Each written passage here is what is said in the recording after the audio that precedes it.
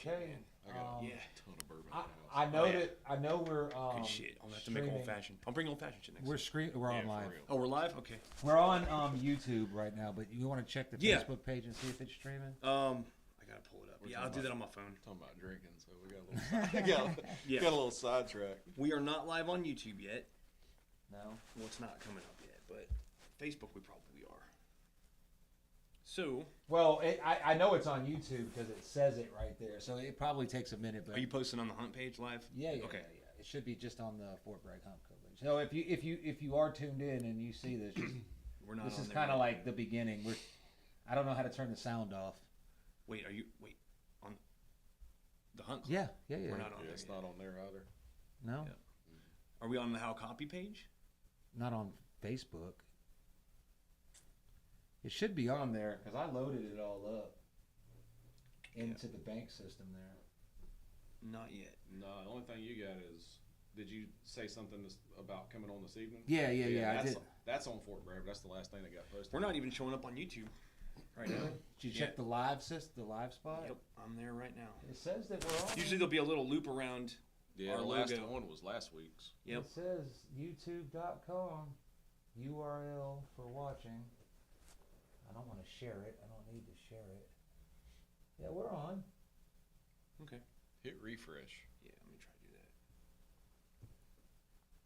Come on. I'm getting a little What the reverb in my earphones. I don't know. I'm what not- that's from. Where'd that go? I don't. Yeah, exactly. We look like some retards, and we probably are live right now. Probably are. Probably are. Good. We are. You can edit that part. Oh, out. we are. There it is. Yeah, All right, cool. Okay. Yeah. No, that's last week. Yeah. Well, no, it's showing up now. Yep, live. Here we go. I didn't have a hoodie on last week, and I'm starting to think this was a bad idea because it It was says cold. waiting. Okay, it's loading up. Oh, okay. No, it says still waiting. Yeah. Is that? Mm-hmm. That's now. July It's 25th, still right? not on the Facebook page, huh? There we are. Okay, we're on. On It's a little YouTube. delayed. We're on. Okay. Yep, we're up. All right. Well, just bear with us another second. I got to take this goddamn hoodie off because it was chilly to me with that AC. We got rid of the fucks for the GDs, so I that's. think, it was Yeah. I think it was that damn bourbon, man. To be honest with you, I took a sip of that and it got me all Dude, heated up. you wetted your lips with it. Oh, yeah. I don't drink. Aw. I do drink, Oh, that's tasty. but I don't Thank you. drink. So That's anyway, delicious. all right. Welcome to the How Copy podcast with our co-host Brennan Wheatley and our guest, Special our guest. second time. He's probably going to become a fixture here, Jonathan Holloway Oh, yeah. of the Fort Bragg Hunt Club. So last week's show went pretty good, man. We got a lot of views. We got more views on that. It's probably because I did something different with my hair. It's definitely not because of you or anything you did. I told you, because we mentioned Bennett. Yeah. Oh, Bennett, yeah. Bennett, yeah. Everybody's Bennett's like, in the hold on, Bennett has the Bennett's algorithm. doing? Bennett's got the algorithm hack too. Yeah. Yeah. Yeah. Yeah. No. Right on, man. God, that's delicious. Thank you. So Yes, sir. what day did we do that?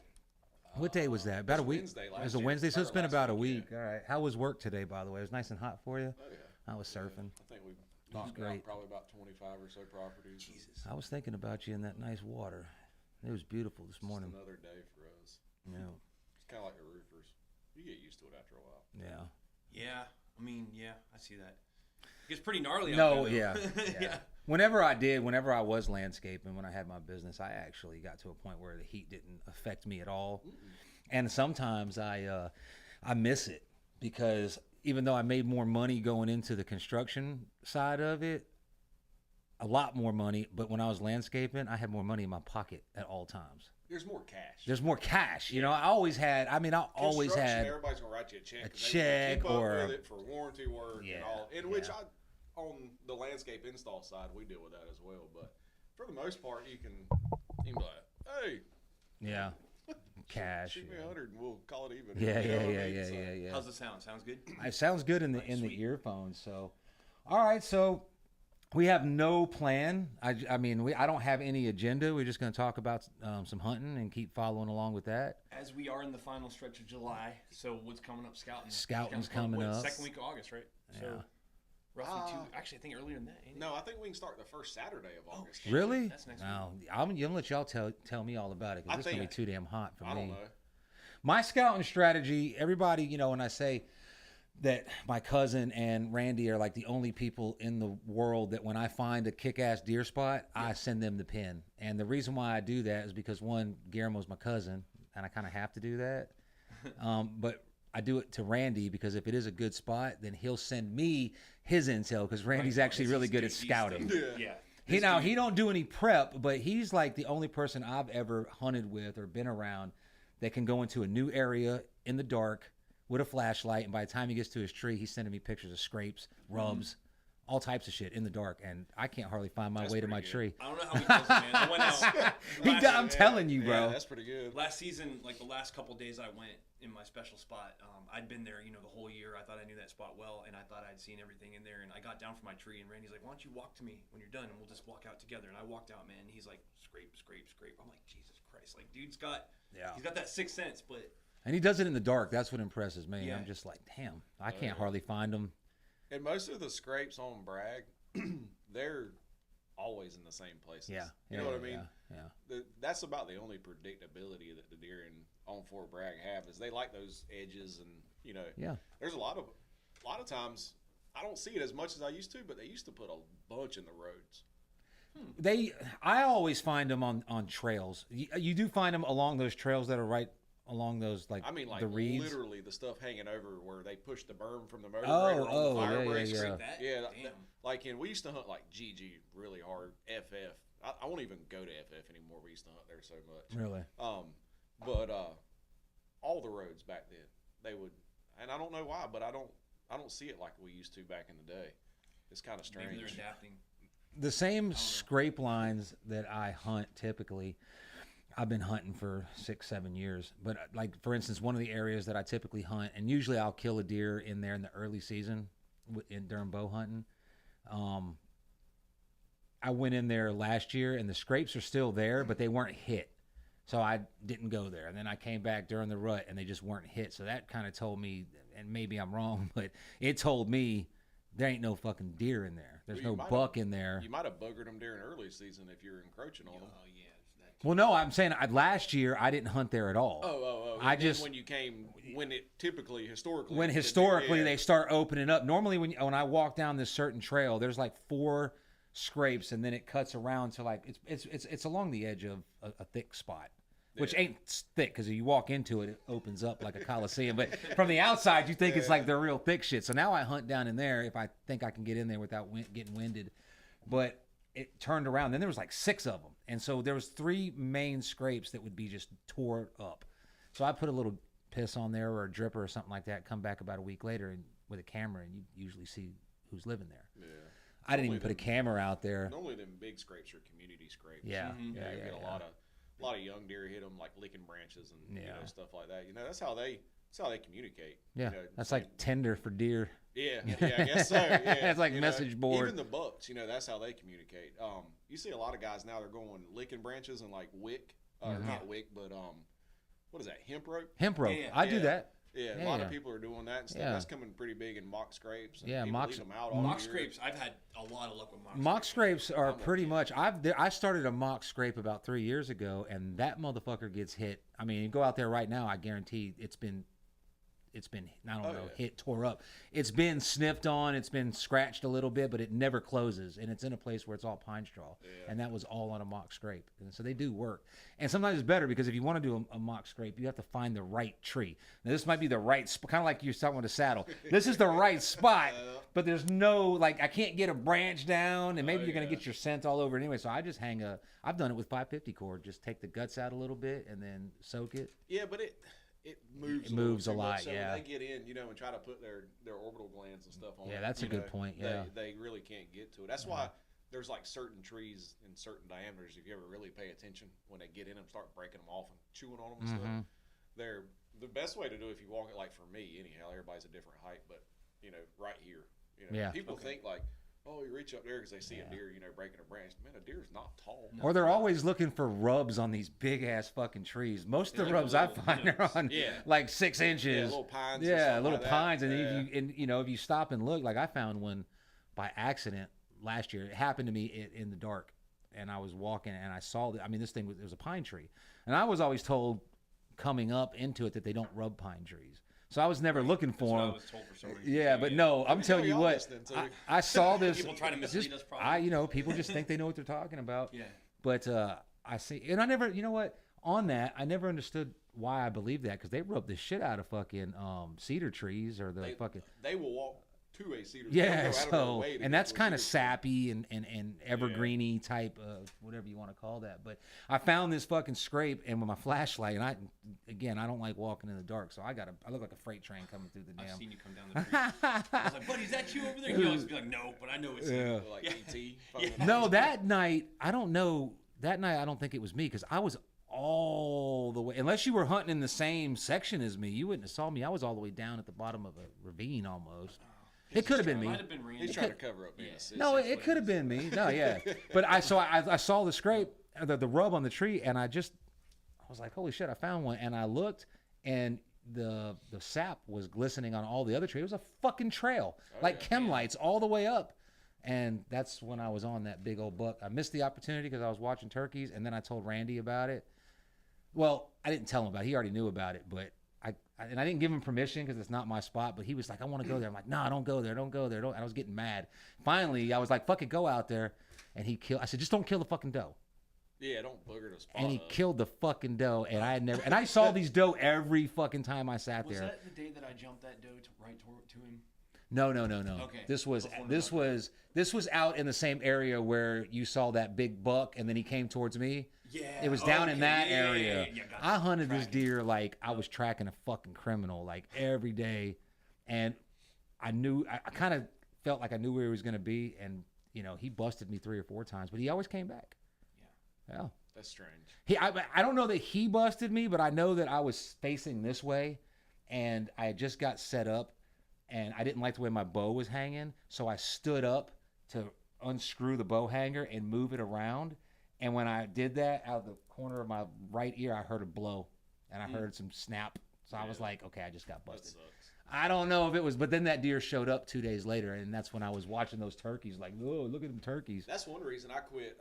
I quit using a screw-in bow holder with my What do climbing you use stand. now? I've got on the side of my Summit. I've got the one, it's like it looks like a U.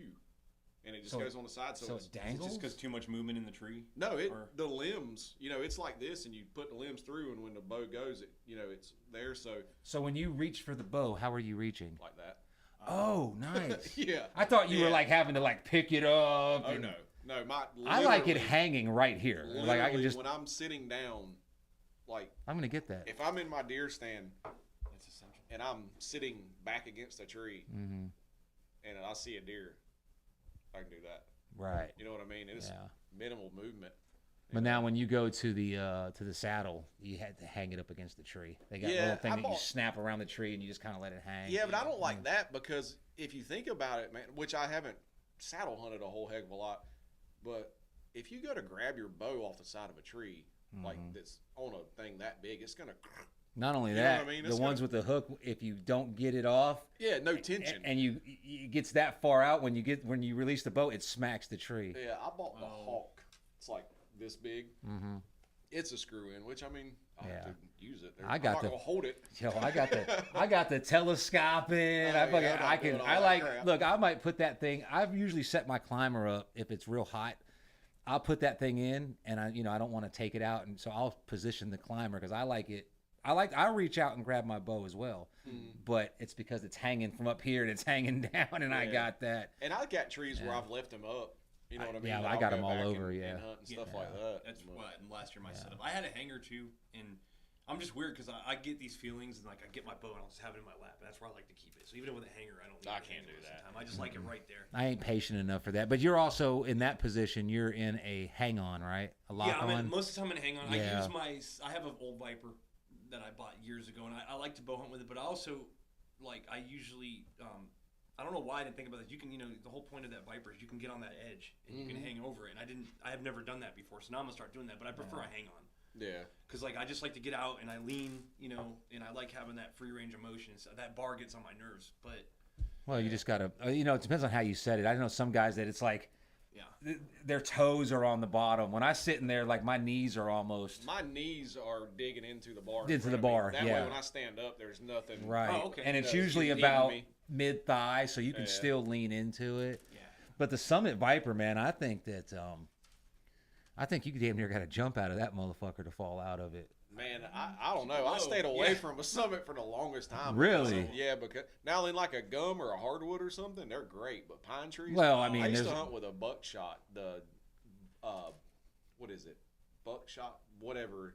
Anyhow, it's most comfortable stand. You can sit like 3 different positions. It, you know, Is that slides the, is back that, and is that forth, the up and damn down. the tree lounger? No, You see those guys kick back, their feet are up. It's not far Yeah. from it, Yeah, but those it's like little- it was heavy, and it just got to the point where I was like, I started getting a little lazy. I was like, man, I don't feel like unscrewing. and Oh, all- yeah, fuck you know what I that, mean. yeah. So I like my Summit. Now that Century I have, it has like that mesh black seat, Mhm. like a lock on has. Mhm. So you know when you're, I Yeah. love the thing. Now I've got the 180 when like the 3 days a year that I'll rifle hunt out there. Mhm. And that thing, man. But the only thing I don't like about it is I'll get in a tree about 2:30, and you know the sun's shining. I'm like, Oh, Yeah. Yeah, man. My favorite that should stand. be good and warm or something. Oh, yeah. One of my favorite stands, I don't know, I think Bobcat was a company that made them. I just call them Bobcat stand. Tomcat, the ones that face the tree. And the seat slid. Yeah. Yeah, it's the most dangerous stand I ever know, but made. it's the so platform's good. that big. I've got one that's got I can put it's got a rifle, like it's got 2 hooks. My You got buddy the rifle. Brandon hunted out of one forever. Man, but you sit facing the tree. Yeah. So you got that cover right there. The only problem is you're hanging out facing that way, so anything coming that way. But Yeah. I have a lot of luck in those stands, man. And you can stick your knee up and use the tree if you're hunting with a rifle. It's like laying on the ground. I got you. But it makes my ass go to sleep because it's a seat.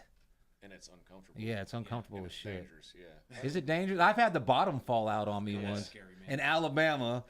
Nobody else was hunting on the thing. I'm literally waving my hat at National Guard choppers. Like, I don't know how to get the fuck down. I tried. The whole thing. Oh damn. No, yeah, because the it had a You didn't 550 tie it cord. off? No, there was a 550 man. cord, but it was old. This was my father-in-law's stand, and his stuff was bought once, put in a tree, and it's been there 20 years. It was all rickety, and it fell. But I was pulling on the 550 cord, and it was stuck on the tree. I couldn't get it up. It binds. It binds. Yeah. So what you got to do then is you got to untie it, drop it, and then kind of slip it away. And as I was doing that, it slipped out of my hands, and that fucking bitch. And I was about 25 feet up, maybe higher, and it went. Phew, and now I had to tie my legs to the fucking tree because they were going to sleep because your legs are dangling. Yeah. And then finally one of the guys was out checking his fucking cameras, like way off, and I fucking had a pistol, and I just started pop, pop, pop. And he thought that's strange, and then I was like, "Yo!" Yeah, middle of the woods. Yeah. Yeah, Shoot, yeah. luckily, I'm a dumbass too. I need to you got to remind me this season. Like I know because I'll free, but I don't usually hook up. I don't- It's a I- Man, stupid y'all fucking have move. to, man. I'm Yeah. telling you, Stupid my fucking buddy's move, the man. same friggin' way. That's why Yeah. when he went to saddle hunting, I was like, Yeah. Yeah. Officially on Fort Bragg, I always wear my safety equipment, but Right. I've never On used Bragg, I one. do, but like I just my dumb. See, here's the thing, man. Like I wear it, but I forget to hook up when I get to the top. man, I don't even even hook wear up, it. I hook up at the bottom of my tree Yeah. stand. Now I used not to at all. I was like, man, that's just stupid. No, I need and then to, I had man. kids. I was like, yeah, I want. Yeah. Oh, The only you time know I've what I ever mean? hooked in is I was hunting one of Sambone Old Sambo. from the club. I Oh, was yeah. I was hunting one of his lock-ons in the northern part a long time. This was like fucking 7, 8 This years shit's ago. probably sketchy. No, I mean it was it was good, but like I never hunted a lock-on before, so I didn't bring a fucking pad. So I'm sitting on metal, and that gets old real quick because it's got like a cleat, so it's digging in your ass. And there was like no type of fucking harness or anything, so I had some 550 cord, and I tied it around underneath my arms and tied it so I think I was gun hunting. No, I was bow hunting, but I could release it. Yeah. So that just became a habit. And then Chase Hilgendorf, I hope I said his name wrong. I don't know if you know him. He's on the page. He's been on the page for a while. I know the name. Yeah, just yeah, because yeah, of it, yeah, but I yeah. don't know 'em.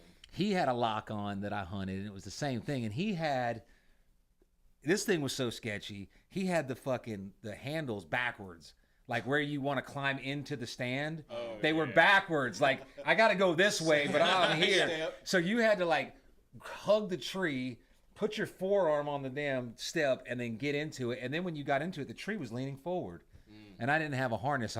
I just got used to bringing that 550 cord When and we tying myself first to a started tree. bow hunting in South Carolina, we used to use the screw-in steps. Yeah, that's what I'm talking about. Sketchy, dude. Oh my Dangerous, god, man. yeah. No, I But mean, he had them in there good, but you think if you got to climb to the left, then you want the last step before you get on that. You want the right hand one to be higher than Yeah. here because you got to swing around the tree and get in it. Right. He had it like this, Oh, yeah, and that's and crazy. so this was the last step was here, but you still had to step up like that tall. So that's impossible. So you had to it was Do you sketchy. hunt hang-ons at all?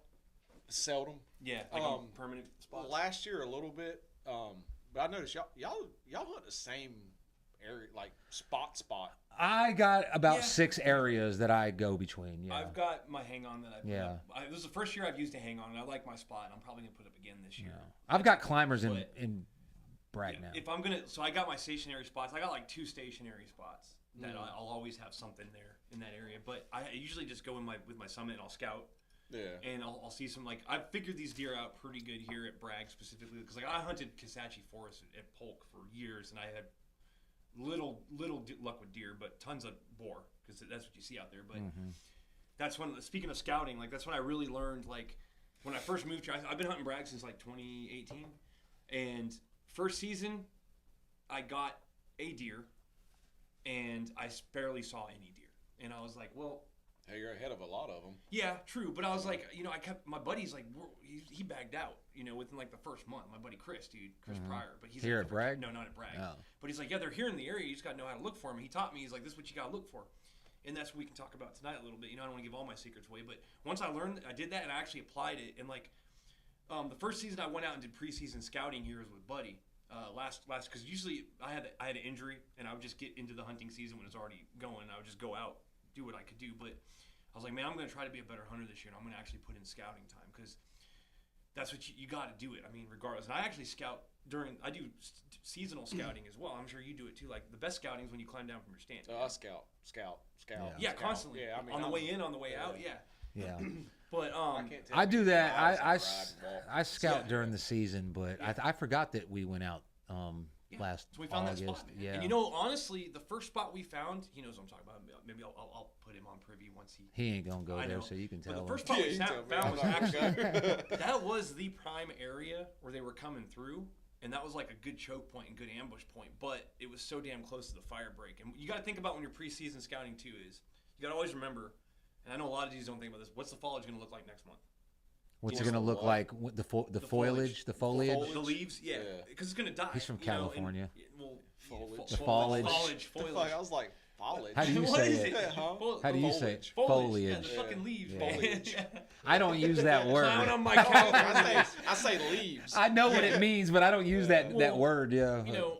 Especially like even season hunters. I mean, like it's something you got to remember when you put your stand up. Yeah. Because that first area was great, and it provided cover for about a month. And then as soon as those leaves started to fall, then you could bam. If there was someone up there in orange, you'd see him clearly from the fire break. And it was a heavy traffic area, so I didn't want to be seen where I was Yeah. at. And I think the reason why I had so much luck in there is because the second spot I chose, it was still near that spot, but it was far enough in where you couldn't really tell. Even with the leaves down, I was still high up in the canopy and in the pines. Yeah. So Yeah. passing by, it was hard to see me. Man, don't So- worry about those fire breaks either. I don't. No, like I if don't. you ever read, NC State's done a bunch of studies on Fort Bragg. Like they did the study was basically saying the prettiest places on Bragg were on the side of the roads. Mm-hmm. They are because that's where the fires start, so it's not as hot. And then also, I don't remember the number, but it was well over 50% of a whitetail's diet on Fort Bragg It's all the stuff that lines the. was ragweed. Yeah, yep. Where's ragweed at? Yeah. It's on the side of a road Mm-hmm. because in order for it to grow, the seed has to be cracked, stressed, or popped. Right. In order for it to regenerate for the following season. Yeah. And that's what they eat. And them little yellow flowers. You ever see them little Yeah, yellow yeah. flowers? Yeah, They yeah, eat yeah. the piss out of them things. Yeah, I don't think know what that's- they mushrooms are. too. Yeah. Isn't I thought that was like crabgrass flowers or something. Sometimes No, you these see. are big shrubs. Oh, okay, I got you. know Yeah, what, yeah, what yeah. I'm referring to, and yeah, in mushrooms after rain. Mm-hmm. You remember on Facebook last year, everybody's like, "Why is this idiot hunting in a pine stand, bitch? If it rained yesterday or the day before, Yeah. them deer literally will go in those flat, just nothing pine straw Mm-hmm. areas. Mm-hmm. It may not be every one you go to, but if you see some stuff popping up, it's a good place to go hunt. So, but, Yeah, I have been called out, I guess, on Facebook. No one knew it was me, but they took a picture of a guy hunting like right on a fire break, and I'm like, yo, like, first of all, why not? you cannot, like I said last time, you can't throw a fucking rock in Fort Bragg Without without hitting hitting a Yeah. fire break. They're everywhere. They're everywhere, and if you do get 100 yards away from one, well, you just moved 100 yards closer to the another next one. one. You know what I mean? Yeah. If I you tell look you, at the map, dude, they're everywhere. So as well as I know the few areas I hunt, I know Bragg in general really well. Yeah. Grew up hunting out there my whole life, so all the areas I know. And then I had a contract to maintain all the fence line for everything that Fort Bragg owned, like McCall and all them areas. Yeah. So then I really like, y'all go work. Yeah. You know what I mean? Yeah. And Hell if yeah. anybody asked, I had a reason to be out there. But I'll get Remind places me of something sometime. I'll get places sometime. Like, man, this is freaking awesome. I get up and stand and I look and I'm like, fuck. Yeah, the fire break's literally right there. right there. Yeah. But when you're walking, it gets prettier. And that's, I made the comment to Chris Brown, the biologist out there one day. I was like, hell, I always end up on the side of the road because when I'm walking, it's pretty and it's where the food's at. And he was like, yeah. And then he told me about that study. He was like, literally look it up from NC State, and I read the whole study. That's what I will tell people without, I got some text from people because we had mentioned a spot that this individual hunts. I'm not going to say his name, but he knows, if he's watching, he knows who I'm talking about. He hunts this spot, and I hunt this area too, but we had mentioned it. We can't really talk about Fort Bragg hunting without talking about areas. You know what I mean? Areas are pretty big, so, and I forgot why I was saying that, but, I will say this. If there's a busy road, anyway, there's a lot of busy roads. There's a lot of areas that have hardballs running right through them, whether it be fucking Long Street or Manchester or. And I like hunting literally as close to them as I can. If you can walk and you can find sign like, okay, there's a rub line or there's a scrape or there's good food going that way, get within 40 or 50 yards of that road, and you're going to see deer. Especially You'll see them sometimes so far away up the road. I've seen them cross the hardball, but I can't get bow hunting. They're too far away. Yeah. But you'll see, I hunt at the northeast territories up off MacArthur Road, and most of the deer I see are crossing from area PP, Papa, into QQ or RR. They come out and they cross the road, MacArthur Road, like it's nothing. It's just the opening to them. Yeah, like they don't. Yeah, the cars to them. Animals use the least. I don't know if they've trained themselves how to. It's quiet. I can go. No, you know what I mean? But in the morning time, MacArthur Road's busy. People going to work, and I've seen 2 doe within like 5 minutes cross the road, like it was nothing. Just cars coming, going. They don't care. That's why you see them laid out on the side of the fucking road all the time. It is. That's like Ohio. Those when they use sugar beets is like in the Midwest. It's a really big thing for whitetail hunting. Yeah. They plant them so it's good whitetail food. They make the sugar beet crush and all that. Well, you know what? The extract of a sugar beet is a natural antifreeze. So is it? It won't allow anything you put it on the oil. It won't allow it to freeze. Well, Ohio thought it'd be a great idea to spray the roads with it. Oh shit! Deer was going crazy. You can figure out how that went. Deer, I just grazed it in the middle of the damn highway in a snowstorm. Yeah, so you can figure out how that went. Oh man! But it's a very cheaper alternative, to like salts and all that other stuff. They probably were in cahoots with the insurance companies. That's a reflection of our fucking government. Just so out of touch with everything. They make a fucking decision like that. Yeah. Yeah, never mind the deer getting smacked up. What about fucking people that might have gotten hurt? That's my thing. Is hitting the deer, and how would scary. you not? But at the same time, that's not like a common sense thing either. People be like, yeah, just spray it. Hell, it's cheaper. Get up there, let's roll with it. And then the deer hunter's like, spray some over here in my fucking area can I get a barrel? Yeah, can I get a barrel of that shit? That's crazy, man. Heck yeah. Yeah. Damn. There's another, I guess, tip or secret that I was going to, not secret, but it's something that I don't normally tell people that I was going to put out tonight for newer guys, and I can't remember what it is. Like 2 days or 3 days after we did this, I think it was Thursday or Friday last week. Dre McDonald? Yeah, he sent me a video of a guy talking about dropping persimmons, and I was like, what the hell? I was like, stealing my thunder. And he's like, I know, man. That's why I sent it to you. And I was like, shit. Figure out when it was posted. I don't know if he copied my tail. You know what I mean? Yeah. Because not a lot of people really, know that stuff. No, I never thought about that. I mean, I've shook the tree to make them fall, and I've shook the tree to make the acorn. No, I actually did. I have done the acorn thing. I did. I was doing that last year. Dropping the acorns. Yeah, that's cool, Yeah, man. yeah, That's yeah. a real cool. But the persimmons, you think I walk in, You know, it's fucking 2, 3 o'clock in the afternoon, and I go shaking the fucking tree, making all that noise, and then bop, bop, bop, bop, bop, bop, and you hear all the persimmons drop, and then I climb the tree. They're probably thinking, we'll just wait for this dipshit to leave. He done did all the work for us. Let me ask you your opinion on this, because I noticed this too. That one spot particularly, I patterned these deer where I knew they were coming through at a certain point, and I figured out how many of them were in that area too, because they had like a little pack. But this stand, they would always walk to this stump at like sundown. I know what stump you're talking one particular about. stump they'd come to, and they would always come straight to that stump. And whether they were, now I didn't want to get too close to it because I didn't want to mess up whatever was in there, but I couldn't figure it out if they were going after the fungus in the stump or if there was like piss in the stump or something. They'd always going go to after that grape Kool-Aid you'd put every on that time. bitch. No, I didn't put any damn Corn. Yeah. You know, Every time they come to that stump, and it was like a little like burnt, I think it was a pine stump or like from a controlled burn or something, but every single deer that came through there would come down the ridge. They'd come across the oak. They'd come to the front of. They'd skirt the front of the oak little hollow there, or the oak, stand, and they would come straight across and hit that stump, and then they go back up and go around to the. Somebody been putting Kool-Aid on that bitch. no, not really, man. Have you ever seen? Who was it?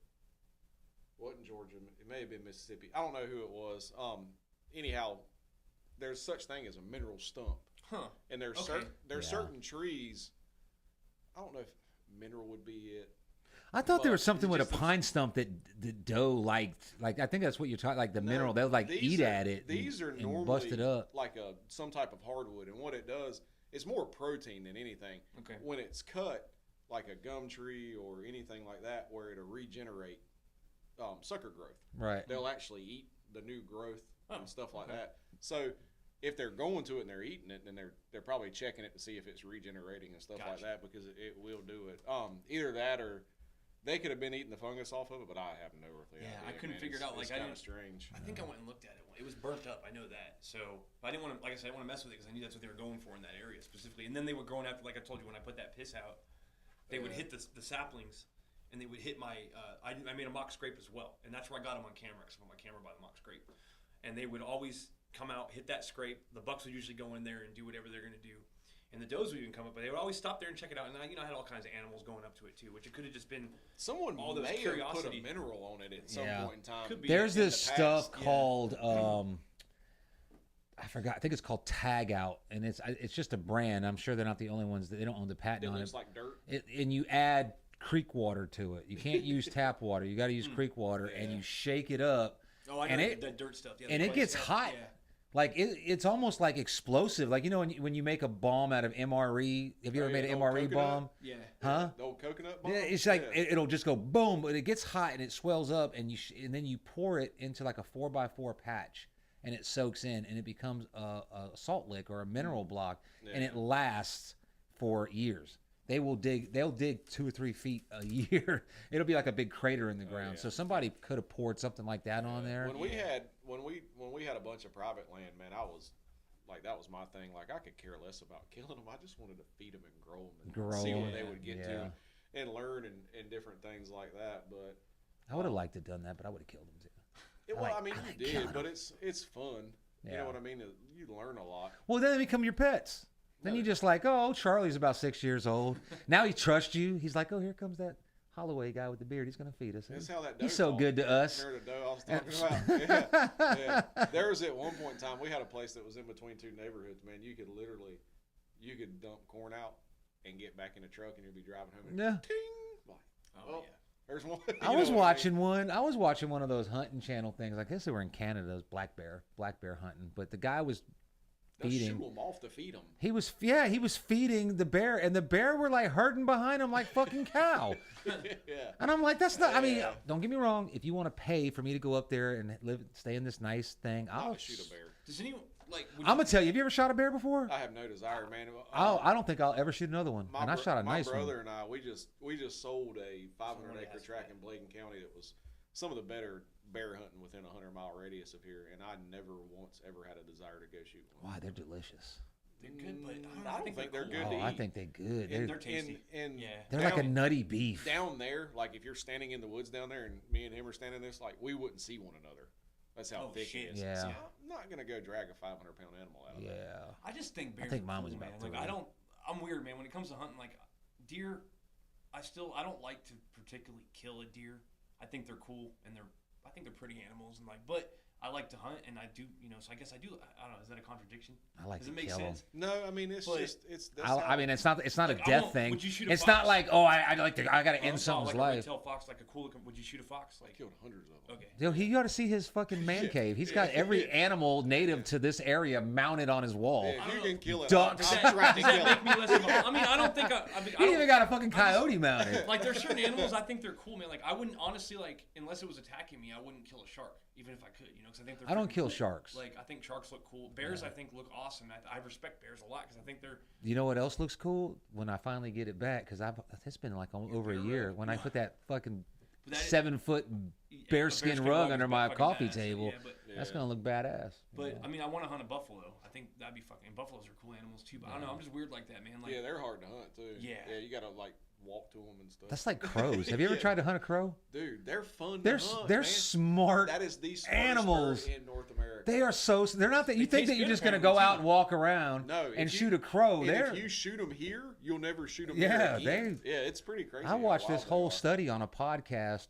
It might have been Joe Rogan, but they went through this whole podcast or this whole study on how the crow trained. This guy would walk out in the street every day and he would drop whatever food it was in the same spot every day. He did it every day. Yeah. And these fucking crows, there I go with that word again. I'm sorry. a lot of them. Bragg, too. And they would learn this and they would tell other crows and then they would teach their young. So then it was like 10 or 15 years later, those birds were still like hanging out for this. Oh, And yeah. he walked out there, all these birds came out. It's like now it was like they passed the knowledge down to their grandkids, even though the guy wasn't doing it anymore. Yeah. And I don't know. It could be a coinky ding, but And they say they could. Oh yeah, have all you want. And they say that a crow can distinguish between a farmer with a rake in his hand and a hunter Wow. with a gun in his hand. yeah, I wouldn't doubt it, man. yeah. Birds just have that crazy vision. That's like Dwayne told me. Turkeys, man. Like he's like, because I was like They're getting not frustrated. colorblind. No, he's like, I was like, how good is their vision? He's like, well, let me put it to this way. He made a good point. He's like, a turkey can pinpoint a tick on a tree at like 100 yards. Oh yeah, They can see you blink. yeah. And also too, they I think UGA did this study, which I mean, again, if I'm not right, don't criticize me or anything, but or with who did it, but to a deer, every hunter could be a stump, Yeah. but to a turkey, every stump's a hunter. Yeah. Yeah. You know what I Yeah, mean? yeah, They have yeah, a- yeah. They have a really different. Yeah, they say mindset. if they could smell, you'd never never see them. kill 'em. You'd Oh, really? never kill a that'd be turkey crazy. if they Good could thing can't- smell. Yeah. But I tell you what, they know it's hunting season or they know when it's turkey hunting season because during deer hunting season, I mean, especially in this Oh, area, I see turkey all the time. I mean, out there hunting. it was nothing to see 10, and they looked like from where I was at, they looked like they were 6 feet tall. Well, you're seeing them. You're seeing so many because during deer season, when the deer are split up, turkeys are grouped. They're grouped together. They're in And then bachelor groups, and they go. opposite, Yeah, in the, yeah, you know, yeah, yeah, Springtime, they're split up, so you're not seeing them. But they're the dumbest, smartest bird Yeah. in the Yeah. world. Like you can go turkey hunting and be done in 5 minutes, or you can go for 5 times and not even hear That's one. me. Yeah. Second Yeah. option. I don't like it. I only hunt deer. I have no problem shooting. I don't hunt nothing else. I shoot anything I can. I just literally just I don't like outdoors. turkey hunting. I didn't like squirrel hunting only because when I went squirrel hunting, I only saw like 2 squirrels, but in my backyard there's 1,000 of them. I've literally shot everything on a golf course with a bow when I was a kid. Really? Yeah, from I just friggin' don't- geese to duck. I got in Yeah. trouble at Gates 4 for duck hunting. Like You would be decoys. like the Duck Dynasty when they're fucking Yeah. pulling bass out of the Yeah. golf course and Wait, like with a huge bow? bass. No. Oh, I think No. someone was saying like that'd be dope. Did you have a pass for it? Because I used No, Kings when I was Grant a, did that. No, when I was a kid, I just decided one morning I was going to get me and my dog to boat decoys and go duck hunting. Nice. Nice. And, Yes. yeah, it did not go over well it didn't at all. But it was. I did a lot. I've grown up like literally. I killed my first deer when I was 5. Yeah. I think my brother killed his Wow. 5 or 6. And it's just what I've always done. I heard something about you Holloway boys What's on that? the street. Oh Word on the gosh. street. I heard. Word, there's no I telling where heard. this is gonna go. I heard that y'all white privileged mofo's got taken to like hunting reserves and shit when you were kids, like Texas and. We went Is on. that, not is that on, is that a rumor? not on reserves. I've been to Texas deer hunting. It was a really small place. Like it's easy to kill deer when your daddy puts you right on a 120. That's what I heard. No, This was not from anybody in the club either. no. I'll tell you who it was off It's air. probably Donald Hutchison. No, he's in the club. Yeah, but Is anyone I know? No, I wouldn't no, know 'em. you They're wouldn't not in the know club. I went. I've been to Texas deer hunting. It was a small ranch. It was 86 square miles. Yeah, that's You know, that's a small yeah, ranch. so Where was it, in South Texas? Yeah, Valverde County, Comstock, Del Rio. that Yeah. area. Is that near the King Ranch? I don't have a clue. Oh. She was the Hudspeth River Ranch. My dad was dead then, so he didn't put me on that deer. Okay. The last deer I killed with my dad that was a buck was in '94. I've killed quite a few since then. Yeah. With them being This guy is a friend of your brother, so he was just Yeah. talking shit. So he wasn't Yeah. like, he was just like breaking balls. But no, as far as that goes, the only preserve I've ever been to is St. Peter's. We went shooting quail, pheasant, chucker as a kid. Yeah, And then I went with my wife on a hog hunt. that's fun. Yeah, it was cool, man. It Hog really hunting's- was. It is fun. And it was in. I even liked hunting deer with fence. dogs. I went on a couple dog hunts because if you go to are you on the you know what the Fallen Yeah, Outdoors is? Fallen Outdoors, I've yeah. won so many of those. I've turned them down, but the one I went on in Really? I Virginia. haven't won a single one. Oh man, I Dude, get I picked all have the no time. desire to shoot a deer in front of dogs. They're not in front of them. Have you ever Well, dog hunted? Yeah, with deer? from North Carolina, of course. Okay, because Yeah. it's not like what I thought, because you hear the dogs Oh, a the deer mile are- away and the they're deer are they're ways well ahead away. of 'em. Yeah, Is it more of a push hunt with dogs, or how does it Yeah, work? and there's, man, to be honest with you, it's like, not as easy as you No, think. it's not at You all. don't kill. Me and Guillermo went up there North- thinking we were going to kill 20. like North Carolina, South Carolina, probably some places in Georgia, definitely Alabama, and getting into like LA, like lower Alabama and stuff. Dude, there's such big bays. There's no other way to hunt them. Yeah, yeah. know But what I Eastern mean? North Carolina, like up to Yeah. New Bern, if you don't dog hunt them, you ain't You're gonna not see gonna them. kill them. Yeah. I have no desire to go shoot one, but I have a lot of friends that do, and I love going and listening to the dogs because Yeah. it's cool as hell. They annoy the shit out of me. Really? That's I what I like. hate a See, barking that's ass what- dog. That's what I like. I about can't it. stand a barking You ass wouldn't dog, like rabbit man. hunting then, because that's them little beagles. Yeah. They get to run and they're like, Yeah, it's like they're moving this far. It's you know, like, so they're like, oh god, you never get out of here. people that coon hunt, that raccoon Oh, hunt, yeah. and then Yeah, walkers, it's stupid. they love the sound of them dogs just getting after it. And I'm like, shut that fucking dog up. I hate a raccoon. Love a raccoon. Oh, I love raccoons. I hate them, man. I wouldn't they're kill worthless. I kill every one I see. Oh I shoot man, I them wouldn't on kill boat one. I want 24/7. a pet raccoon. That's They the only eat- pet that I think I would have that I would like love them. Man, they eat friggin' turkey eggs. I don't care what they eat. They're so terrible. cool. They I've don't watched a cost- raccoon take that's- an MRE that's apart something we gotta- like a human. Like open Yeah. the fucking MRE at the little indention because it's easier to peel back and leave those things spotless, not an ounce of food, and laying on his back like gorging him. Big old. They're worthless ass in animals. Fort Knox, Kentucky, man. Them, That's something Yeah. we got to let people, because I'm sure we got listeners that aren't hunters at all, and they hear, oh, you guys kill raccoons, you kill coyotes, what the fuck? Well, that's something they don't understand about predatory animals. Like when you don't have a balance and you don't have They a take predator, over. They take Yeah. over, And then they Yeah. eat everything, and then they die off. Yep. You know, you see an influx right now. If you're in town right now, we were actually talking about this. I had continuing education yesterday for my landscape contractor's license. We were talking about how like rabbits are like destroying people's friggin' landscapes right now. yeah, And the yeah. reason being is because when you have a high of predators, you have a low of prey, Mhm. and then there's not a lot of food. So the coyotes and the foxes and the raccoons stuff, they're dying off, and then here come the rabbits. Yep. You know, You ever back run up. those fuckers over on the lawnmower because they burrow down right in the middle of a yard? No, I've never hit one. I have. I've ran over snakes intentionally. Yeah. You know, just because I'm. No, I didn't do it on purpose. I'm cutting grass. You Oh, know, yeah, they they're go in in the the, you know, brush. maybe it's a house that, you know, someone just bought. So the grass is like 2 feet high and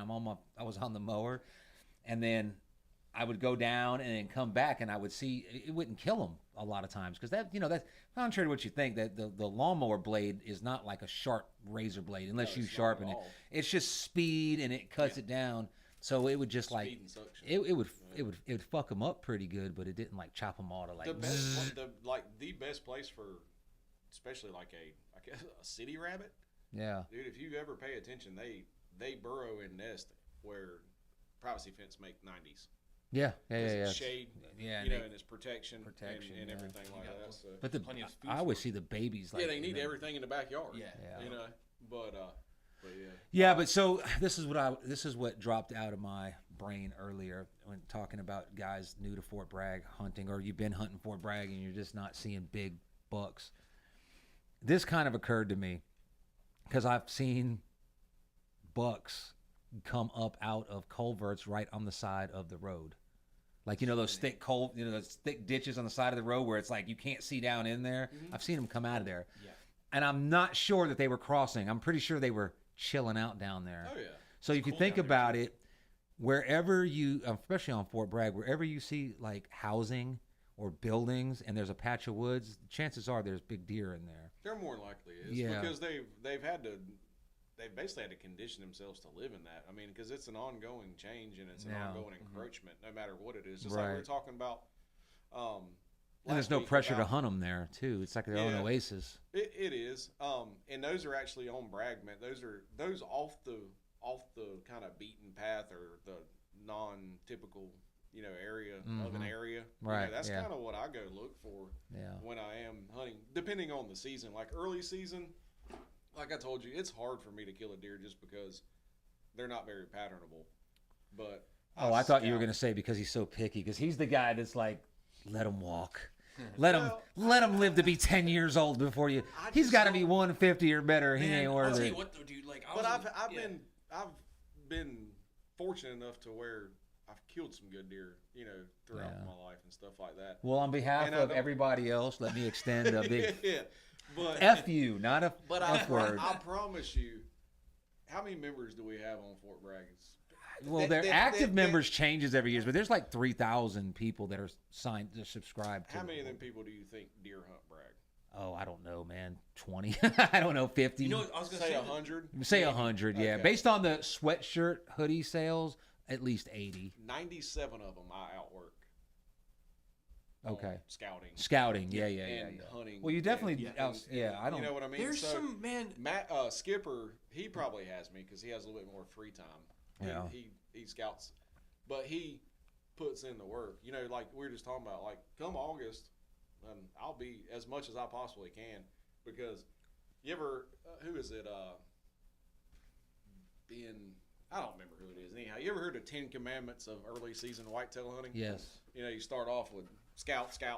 Yeah. And then it kind of follows its way down through, water. Water for us isn't as important as what it is in like the Midwest. You can get places in the Midwest. There's no water around anywhere. But there's water everywhere on Fort Bragg. Bragg is, Every little that's what I mean. So like what I do early season scouting is if I'm kind of two-part when it comes time to scout because I'm setting up stuff to look at where deer will be transitioning into their fall patterns because first of the summer, early season, late summer, early fall, whatever you want to call it, a buck's patterns are going to change just because of how he's transitioning. When he's in velvet, he likes those, weird as this sounds, big, airy, open areas where it's cool but shaded.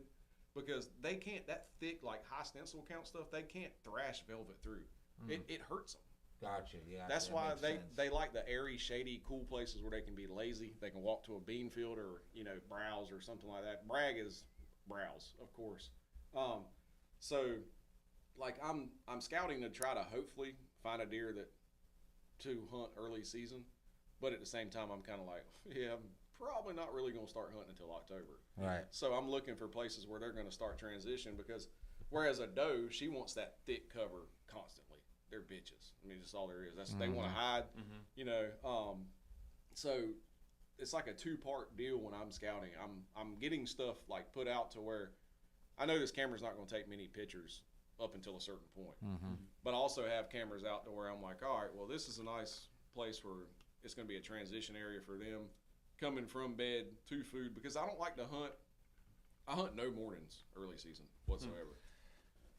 I probably won't this year. I have in the past, but me, I never see him in the morning and early season. It's in my afternoon. opinion, you're pissing in the wind. Yeah. So what I try to do is I look for areas early season. I don't want to hunt where they're going to be feeding, and I don't want to hunt where they're going to be bedding because you need to be selective early season because you have such a long season ahead of you. You start educating them the first week, it turns into an ongoing battle. Yeah. That's just so much patience and Patience strategy. is the number one thing. One of the problems is too is I was having this problem last season. Like I was killing it early season, but I don't want to burn all my tags up and not have the rest of the time to hunt. Well, that's another thing too. But I don't know. I've never had that problem. I can't. I've never been able to kill that many deer on base. I don't want to fool with that many. Like Right. I like shooting meat where I can back the truck up to it. Yeah. You know what I mean? I'm lazy in that aspect. Yeah. Well, I want to kill a big buck. That's all I care Well, about. me too. But then the actual process of getting up or getting ready, going hunting, the text. Now it would say camaraderie or fellowship, fun. but now Yeah, it's that's the best texting part. and Yeah. where you at, what'd you get, the anticipation that if I hear he shot a deer, I'm gonna be pissed off. Or actually, I was happy when he shot a deer. It's weird with him. I was actually happy. But if Randy kills a You're deer, the only one. I'm like, fuck that motherfucker. I'm happy for him, and I'm like, good deer on the reel. But he, Yeah. like I said, he makes it competitive. So I want to win, and when I don't win, well, I'm not a loser. I don't like to lose. So Well, if I lose, you I'm hunt- mad. If you hunt early season, what do you go look for? Now I'm talking. We can get a whole tangent about off Bragg, Yeah, on see, Bragg, that's- stuff yeah. like that. But I'm talking about just Bragg. Like All if right. you, okay, say you can go scout tomorrow, you got 3 days to scout. Yeah. To hunt Saturday. Well, to hunt when the next, like that's another thing. Early season, like opening day, if it's 90, I ain't going friggin' hunting. Now if it's 72, Yeah. I'm going. Yep. I hunt weather conditions I hunt weather conditions all Do year. you hunt the moon? But- Let's No, I don't hunt the moon. let's put whatsoever. I put think that that's off. the- Let's answer your question. Yeah.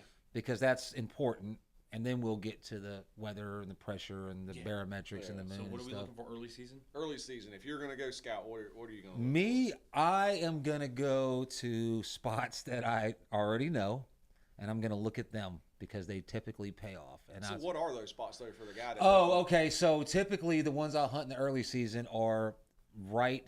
You find that thick draw, okay, where there's a pathway going into it, and they're bedding Mhm. or they're even eating possibly because it's still thick and there's still shit down in there for them to eat. Oh yeah, yeah. And then That's they're what they have to eat. and then Yeah. I'll find out where I think I know when they do come out.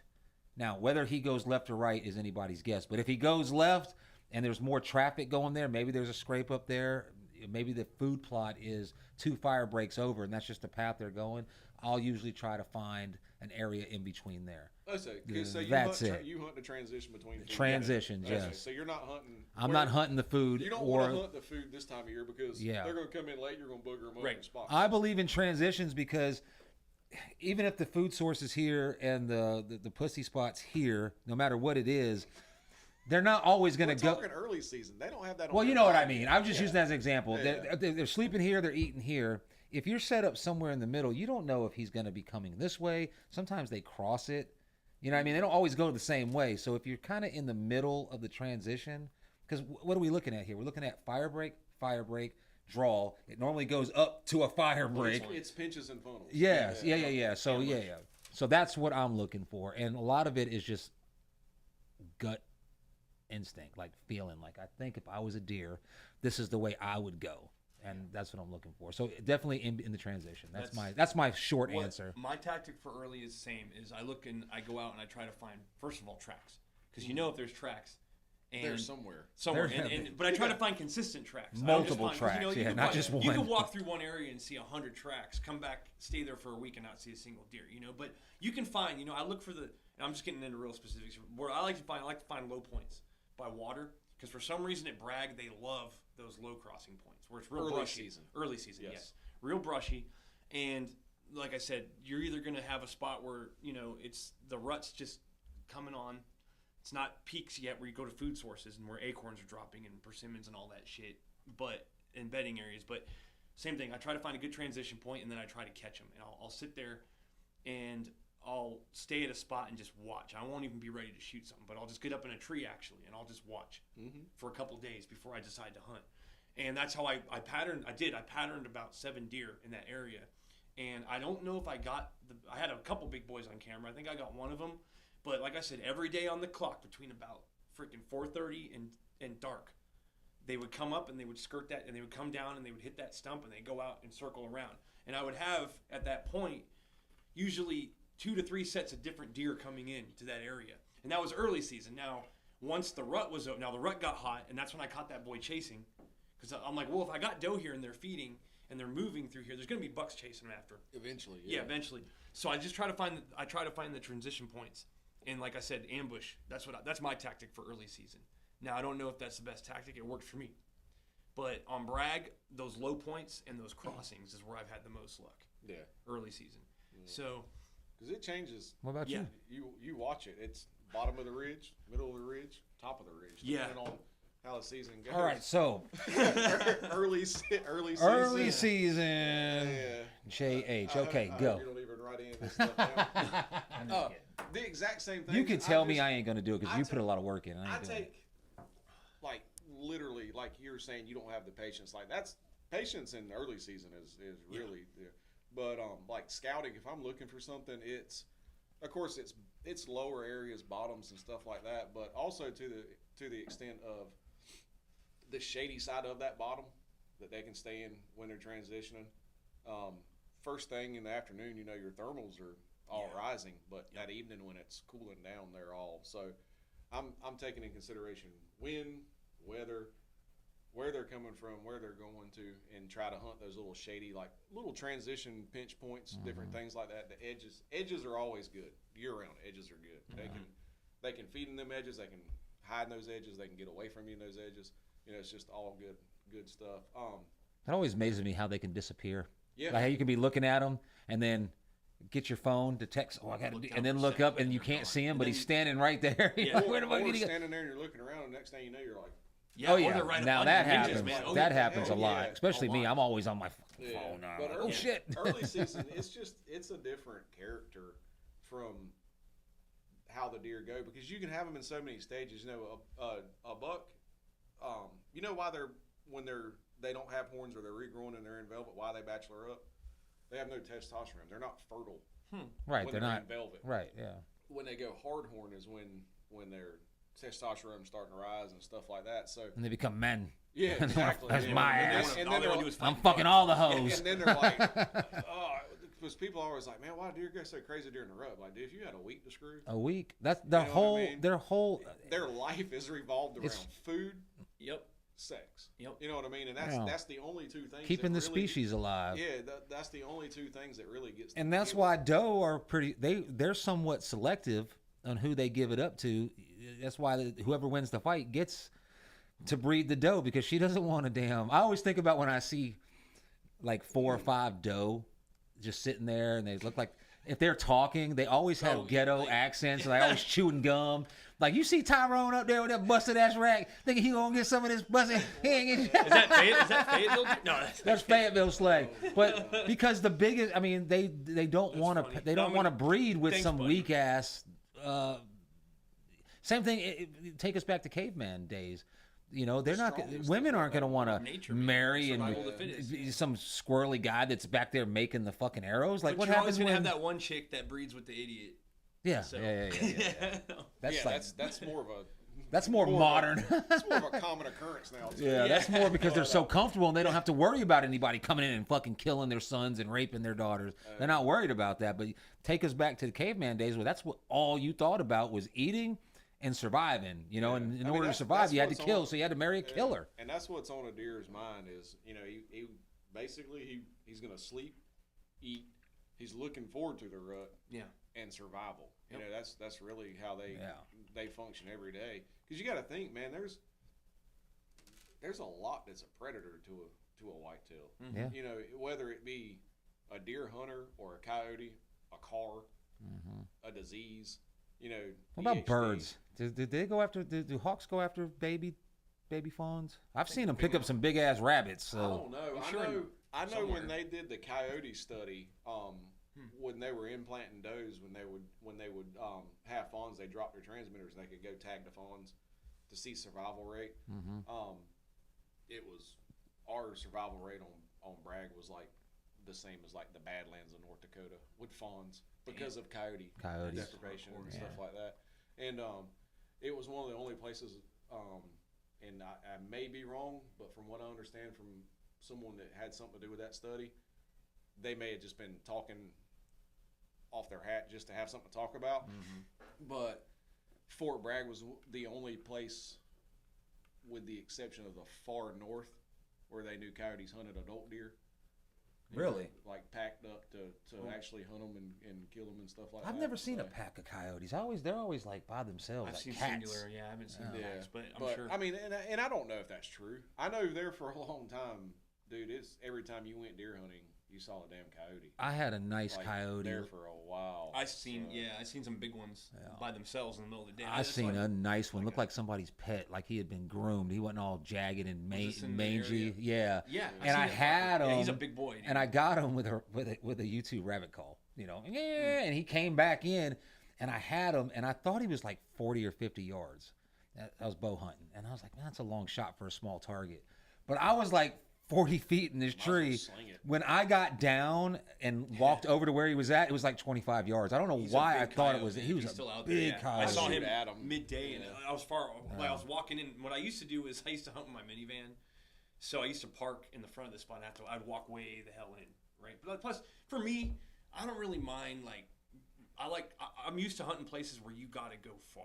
Like I said, Kisatchie was a freaking huge, desolate place, And Hey, you don't mind walking. Always trying to get Yeah. me to surf the jetty, and I Yeah, don't surf it like- because it's such a for long me, walk. With a walking in, board. I love learning because I'm going slow. I'm You're learning. That's my experience, man. Shooting the deer is the minuscule part of it. If you run across Yeah. my vehicle, stop and look up and do a 360. You'll see me. But If I could, and you may, I mean, some people may even call me a liar on this, but if I could go scout all year and the biggest deer on base, if I could go and him walk up and take a picture of him in bow range, that ain't no different if I killed him. No, I gotta. It's cool It to don't see 'em. count. I agree with that. But It I don't get, count. like, If you want to do that, then at least put like a fucking rubber ball on the end of your bow and just bounce it off. I him. don't have to. I'm gonna shoot over it. You're gonna shoot over me. shoot That's off. why, Yeah, because you overshoot. can't fucking shoot a bow. No, and that's the thing. I can. Can I give you some advice? I have buck fever. Put your oh man. do you? Yeah, I well, got and it. man, Bad. I got and when- deer fever. I do Driving down too. the road, I see a deer on the side of the road. I slow down. I'm like, oh, I honestly, and if I ever don't, I'll be like, okay. it's Then it time to wouldn't go be fishing. fun. You know what Yeah. I mean? That's true though. But Yeah. Well, it's like I'm the guys not- that jump out of planes. as soon as the deer drops and you know he's dead, it's like it's over. it's over. Yeah, Now and- now the work starts, and and I it's just an want to end- get back and- to that And adrenaline. to me, it's the end of the story. You know what I mean? Yeah. Because it's okay. I found this deer. This is a deer I'm on. What's Bragg? 130,000 acres. I don't know. I'm hunting one deer on 100,000. Just say 100,000 acre. I don't even Yeah. know if that's right. I think it's like 60,000. But still, it's Okay, huge. It's Like, big. Yeah. It's counties. You know what I mean? Yeah. So Yeah. you know, and you're done. In which, like last year, I was sitting in the stand, and the deer that I was hunting came in, shot over his friggin' back. Yeah. And the crazy thing is like I can not like toot my horn, but I can shoot my ass off. Like target shooting. It's different. Like, it's it's the same thing in exactly, man. combat. That When the adrenaline, bullets man, yeah. when the bullets are coming at you, Yeah. it's a lot harder to Well, hit that target. I mean, You know, I have as a- let so many friggin' deer survive on base over the past 15 years. I've been just Were you just too basically amped up strictly to? bow hunting. Yeah. The morning before I killed the 12-pointer that's at my house that I killed. The morning before I killed him was Thanksgiving morning 2010. And I ended up shooting a deer that was bigger than that 12-pointer that was fighting that 12-pointer. I shot on my rifle, and we blood trailed him for like 20 yards, me and my buddy, and then the bottom fell out. Like, it was like terrible. So the next morning, I'm like, well, fuck, my deer stands there. I got to get it out. And my brother's in my front seat of my truck. He's like, yeah, I'm just going to sleep here. I'm like, all right, I don't blame you. It's 80 degrees the day after Thanksgiving, that Friday. Yeah. Like, I walked in, Where was you I? know, like I a wasn't here. button up, you know, just camo shirt. I get in the stand, and I'm sitting there, I look over, and there's like 5 or 6 does over to the left. I'm playing Angry Birds. Yeah. I'm just waiting time for them boys to get out. We're gonna go scout. You know, it's our Thanksgiving weekend. It's kind of like our camaraderie weekend, Gotcha, like yeah. everybody, our tradition, I guess. Mhm. And I heard, bah. I was like, and look, and there that 12 was standing at 30 yards. And I was like, well, all right. So he comes walking out, and I'll let him get past me, and I'm rifle hunting at this point in time. And I'm like, I shoot him, and my brother always makes the comment that like the echo of the gun was still like, I was like, hey, motherfucker.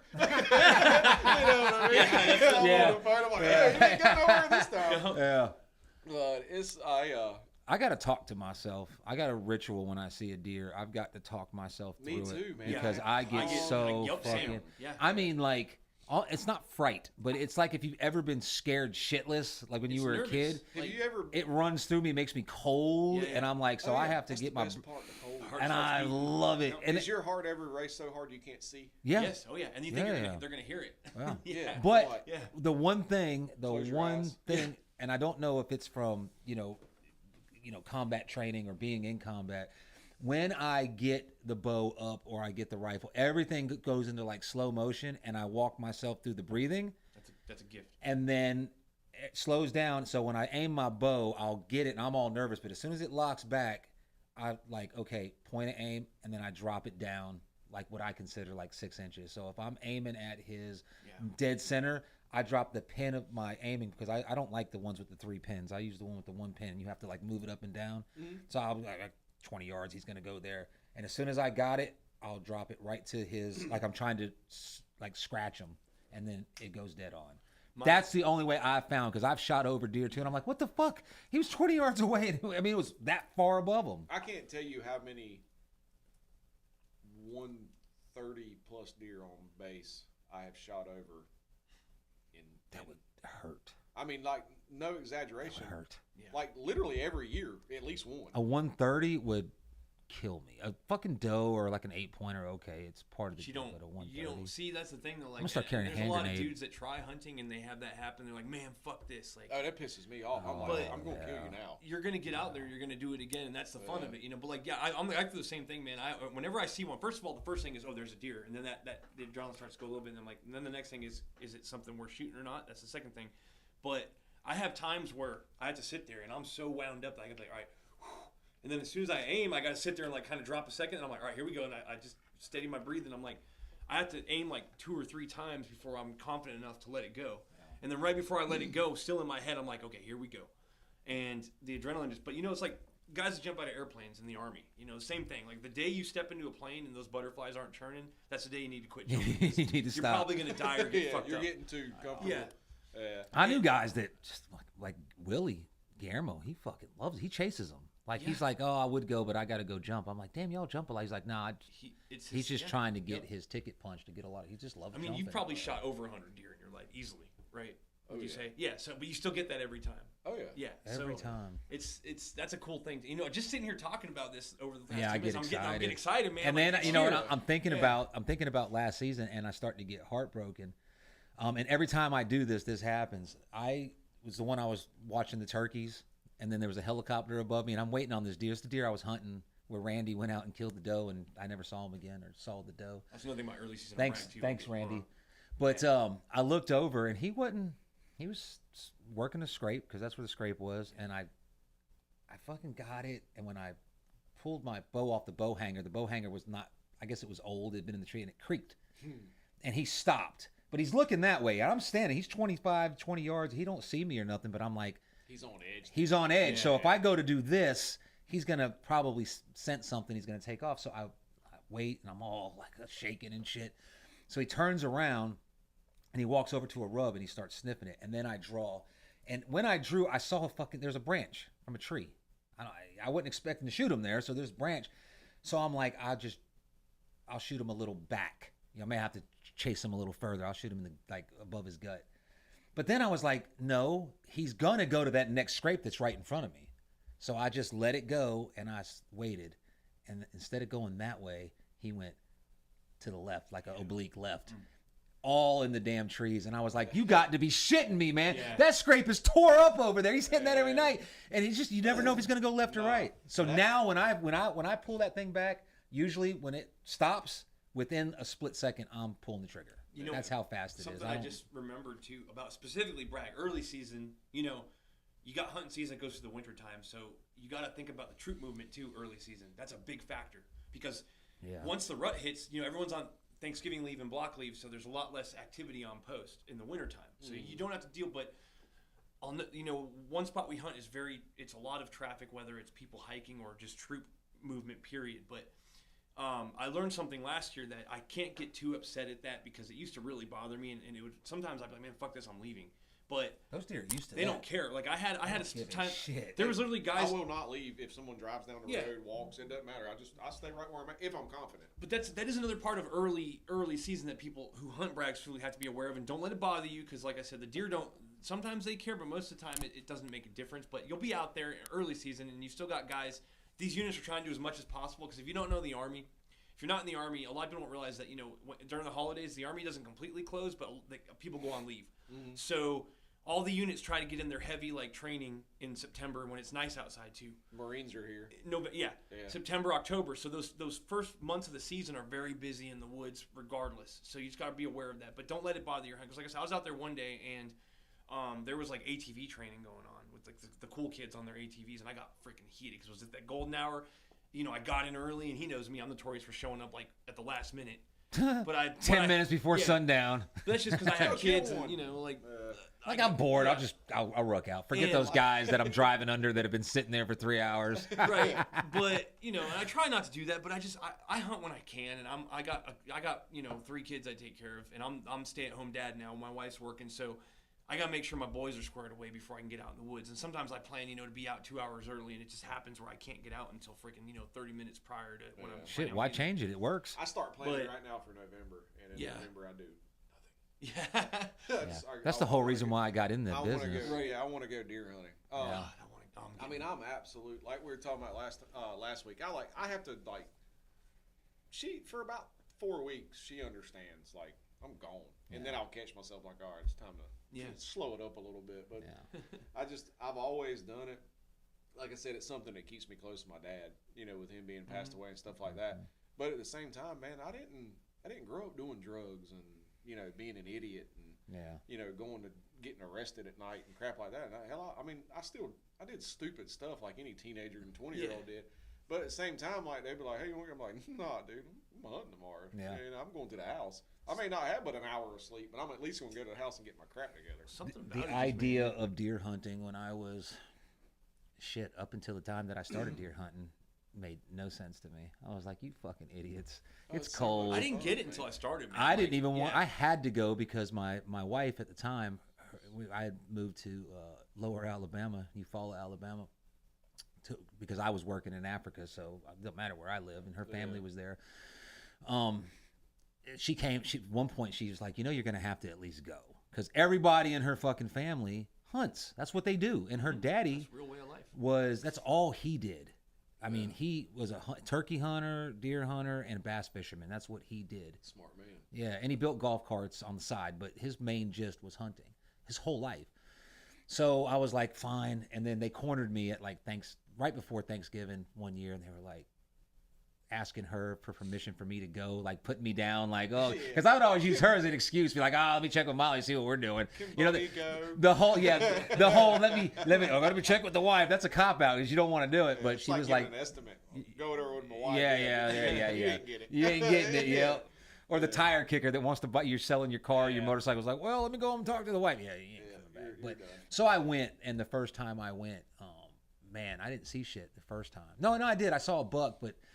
I wasn't really hunting. I got down out of the fucking ladder stand and was sitting in some chair that was laying in the woods, facing the wrong way. No one explained this stuff to me. They didn't. I was facing the wrong way, but I got hooked on it from there. Yeah. And then the third time I went out, I fucking took a shot at a 10-point monster. He's 200 pounds.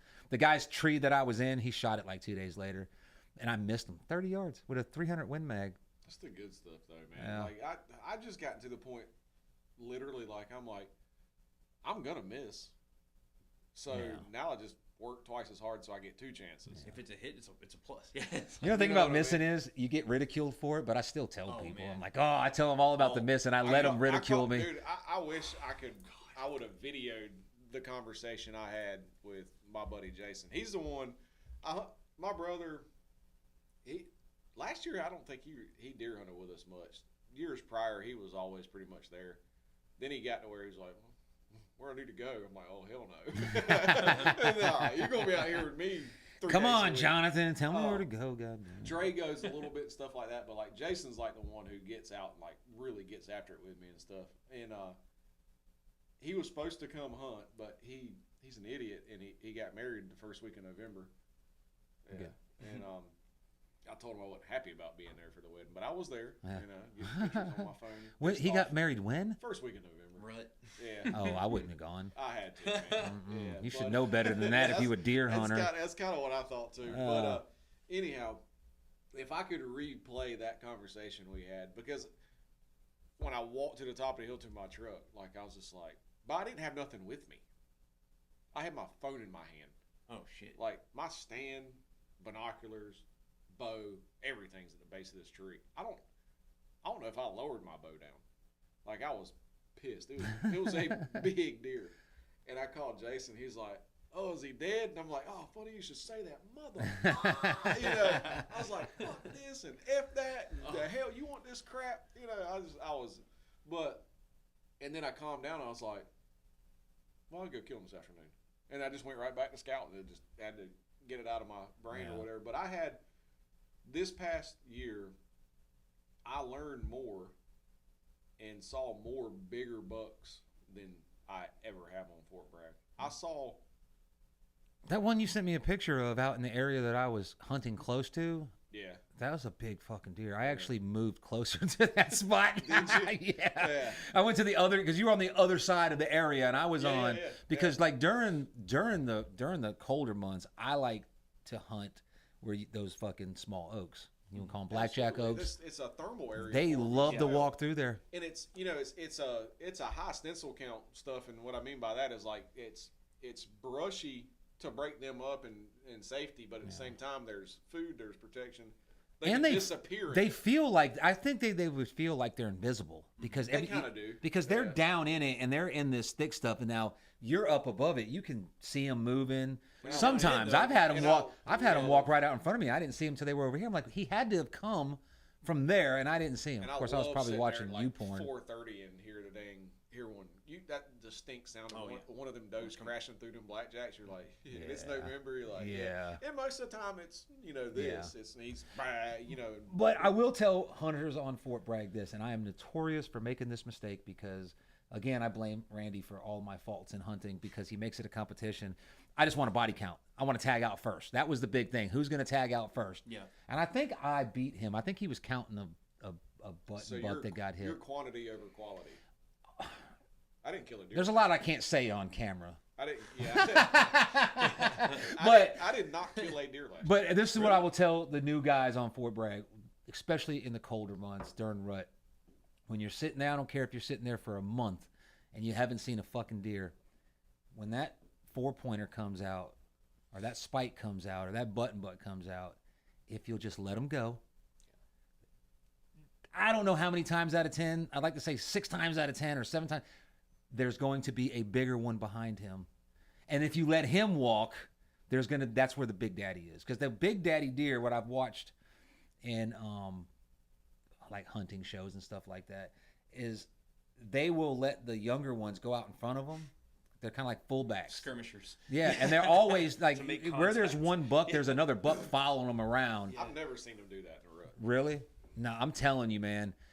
If you I mean, let I'm him not go. saying- I'm not saying you have. And almost every story I hear about a guy when he gets a nice buck, he's like, "Well, I'm sitting there, and this guy he got lucky. He's not like out there stalking this deer. He was out there training. It looked like a good area. He had the weekend off. His wife would let him leave, so he went out and he sat in this area and he saw like a 4-pointer or a 5-pointer come out. And he's like, "Well, I didn't want to shoot him." And like 20 minutes, and same thing with friends of mine, have shot at. Oh, I think he was a 6-pointer, but I missed him. And I always tell him, like, look, just stay there. Just stay where you're at. Don't fucking pack in. And then Randy killed a nice, was it a 10-pointer or a big 8-pointer? Because I think in this story, in this scenario, it was him. He shot at one, and he missed. I think he shot at him twice. Don't think too, because you shot and missed, that there's not going to be other deer around either. Yeah. Man, I'm gonna tell you guys about my first miss, and this was freaking tragic. But You remember it? oh yeah, dude. Oh yeah. The reason I'll tell you why I remember it too, and this is no You're exaggeration. joking, right? So, Huh? You're joking, right? The first deer I ever missed? Yeah. Oh, I couldn't tell you from Adam. Oh, I have shit. No idea. Probably Dude, has- you know how many I like? Seriously, dude, I'm God damn. I'm a great scouter. Tell your story, but that's So crazy. this is in Louisiana. You need before we go. Yeah, okay. got some ice too. Yeah. Yeah, I'm a great So- scouter. Okay. This is Like, I put you learned. on some deer. I've only been hunting honestly for about now it's been 10 years. So I picked up. You're about halfway to being a decent Surfing hunter. was my thing, right? So my uncles always hunted. I always looked up to them, but never got to learn. And I remember seeing them going to the woods when I was a kid visiting Virginia. And like that was the cool thing. The first cool thing that I wanted to be when I was little was I saw my uncle and my cousin. They get up early and go into the woods from his house, and I'd be like, "That's fucking cool." Yeah, that's cool to go from your house. And like I they, love that. and he had my uncle. They would have, they were firemen. When we go to their little cookouts, they'd have venison chili and stuff. So anyhow, I get sent from Hawaii. Surfing's always been my thing. So I get sent from Hawaii to Louisiana, and I've always been a fisherman though as well. And I'm like, man, there is nothing here for me to do except drink, and I can't do this. And everyone's like, you're in Louisiana and you're not freaking hunting, dude. This is like the license plate literally says Sportsman Paradise, right? Plus you got, like I mentioned, Kisatchee. You've got hundreds of square miles, if not thousands of square miles of national forest you can Some hunt of in. the best inshore fishing that there is in Yeah. the country. So So- I get into deer hunting there, and it's funny too because I first get there and I did not believe you needed to be in a tree in the South, and that's a fact most of the time. Like out west, you can hunt open areas, you can stalk, you can see deer. But me and my buddy, the guy I learned, he was actually from Washington State, and we're sitting there stalking. And one day we end up on a 13-mile loop because we got lost, and this is before cell phone towers really. And that's why I'm invested in GPS because even in Kisatchee, you still need to know where the hell you are. But so I really learned, and then once I got a tree stand, I started seeing stuff. But one day we were out, and it was a Christmas tree. This is on a lease actually, but it was in the Kisatchee. My buddy had a lease, and there's a Christmas tree farm on the edge of it. And I was looking down this fire break, and I figured that's where they would come from. They would come down that path where like it was telephone pole break with a picture of Christmas tree lot, and then you got oak, like hardwoods behind me, and then flanking me going that way, right? So I'm up in my stand, and I'm looking this way. And it's about 8 in the morning, and my buddy shoots me a text. He's like, right as he said, "Hey, you see anything?" I hear right to my left. And I shit you not, I'm up in the stand, and like from me to like where our cars are is the edge of that hardwood forest. Here comes to this day yards. one of the biggest bucks I've ever seen in my life. This fucker had a spread on him, dude. And this is my first like buck that I've had within shooting distance. So my heart is, and I'm facing this way, right? And he comes out and he looks down, and so I use the moment when he's looking down. I'm like, all right, well I'm facing the wrong direction, so I got to get over there. So I go like this, and when I did that, he looked up and he looked at me, but he still didn't have me figured out, right? So I'm like. And here's where I got fucked up because I started to get cocky, right? I'm like, oh, this is too easy. Like, this is like shooting a duck, right? You start thinking about what you're going to tell your buddies. Yeah. So you're fucked. I'm already running through my head. I'm like, I'm going to smoke this deer. It's my first buck. He's the biggest buck I've ever seen. I'm going to be the hero of the day, right? And like, David's going to hate my guts because it was David's lease and he's been hunting out there and he hasn't gotten shit. So I go to raise my freaking rifle, and right when I raise, that's when he's staring at me. Right, I'm like, all right, well here you go, motherfucker. Like it's on. Like he's looking at me like it's either now or do or die. And I had him dead center, right in the vitals, and it was 20 feet maybe, And I fire, dude, and he just takes off. Didn't even wince or nothing. And I'm like, what the fuck? Like I'm tripping, right? So David hits me. He's like, dude, he's like, you getting this? I was like, you would not believe. I was like, I just saw this buck. He's like, you saw him? I was like, I've had him on camera this whole time. I've never seen him. Yeah. He's a monster. How'd you miss him? My rifle, it was my rifle. My scope was off by like 2 feet. So I was like, I couldn't. Yeah, but at 20 fucking yards, dude, it was that's off, not, bro. I got rid of that Weatherby. The scope rings were bad, but I was like, there's no way. So David's like, you had to have hit him, right? So we go down and we look for a blood trail. We found the fucking bullet hole in a tree, but there was no freaking blood trail or anything. That's a good sign. So man, I was devastated. Yeah. Oh, I hit the tree, hit the shit. I got broadheads all in But shit. My first hunting rifle, the first buck I ever killed, I was aiming. I can still see him. Yeah, I was aiming right at his shoulder. I mean, and he, sorry. yeah, he was I don't know, maybe 20 yards, and I was high up in a tree, and I saw him. He was rubbing, licking branch. And when we finally got him, we finally pulled him out of the damn woods.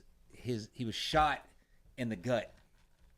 So I knew that my scope was off. Yeah. So rather than like go to the range or zero or something like that, I just Kentucky windage. I just know now that I need to aim, because I did that in the Army too. And you go out there and zero and it's hot. I was like, all right, all my shot groupings are down here. Go poke a hole, turn it in. And I knew when to go to the range, I just aim bottom left of the berm, and it was in center, just cheating. But so the next day after killing that first buck, I was with my cousin out at one of the drop zones, And I didn't know nothing about deer activity. And these 2 doe walked right under my fucking tree, and I looked down, and they saw me, and they ran. But then they stopped, and I didn't shoot them. And then I see this deer coming down, making the noise, and he's sniffing the ground, and he's coming the exact way right to the bottom of my tree. And I don't know what the hell's he doing. He wouldn't stop. Yeah. And I'm aiming, and he got right to the bottom of my tree. I'm aiming like that and shot. And what was funny is he jumped up and he started kicking his back legs like he was hit. So, of course, Willie texts me. I'm like, no, he's hit.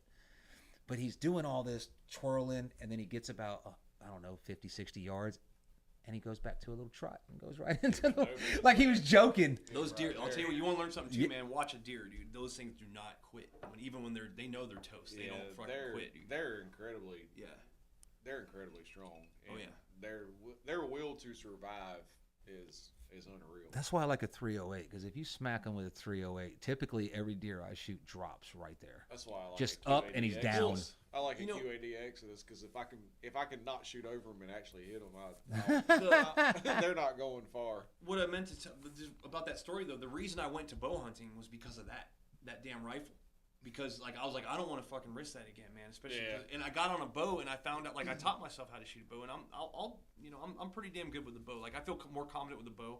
Everything I've shot at with a bow, I've hit, except for the first one I shot at with a bow, which is funny too, because give it some time. No.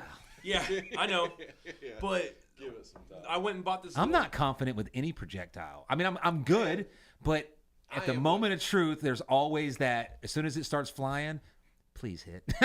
Please. Like last year, that deer I missed, man. I don't know if I told you the story, but I watched the does walk down, and on the way to the stand that morning, I literally jammed on the brakes, and I was like, don't know why. I was like, I just need to go there. I knew the wind was right for it. I knew there's plenty of food there. Not a good place to hunt in the mornings.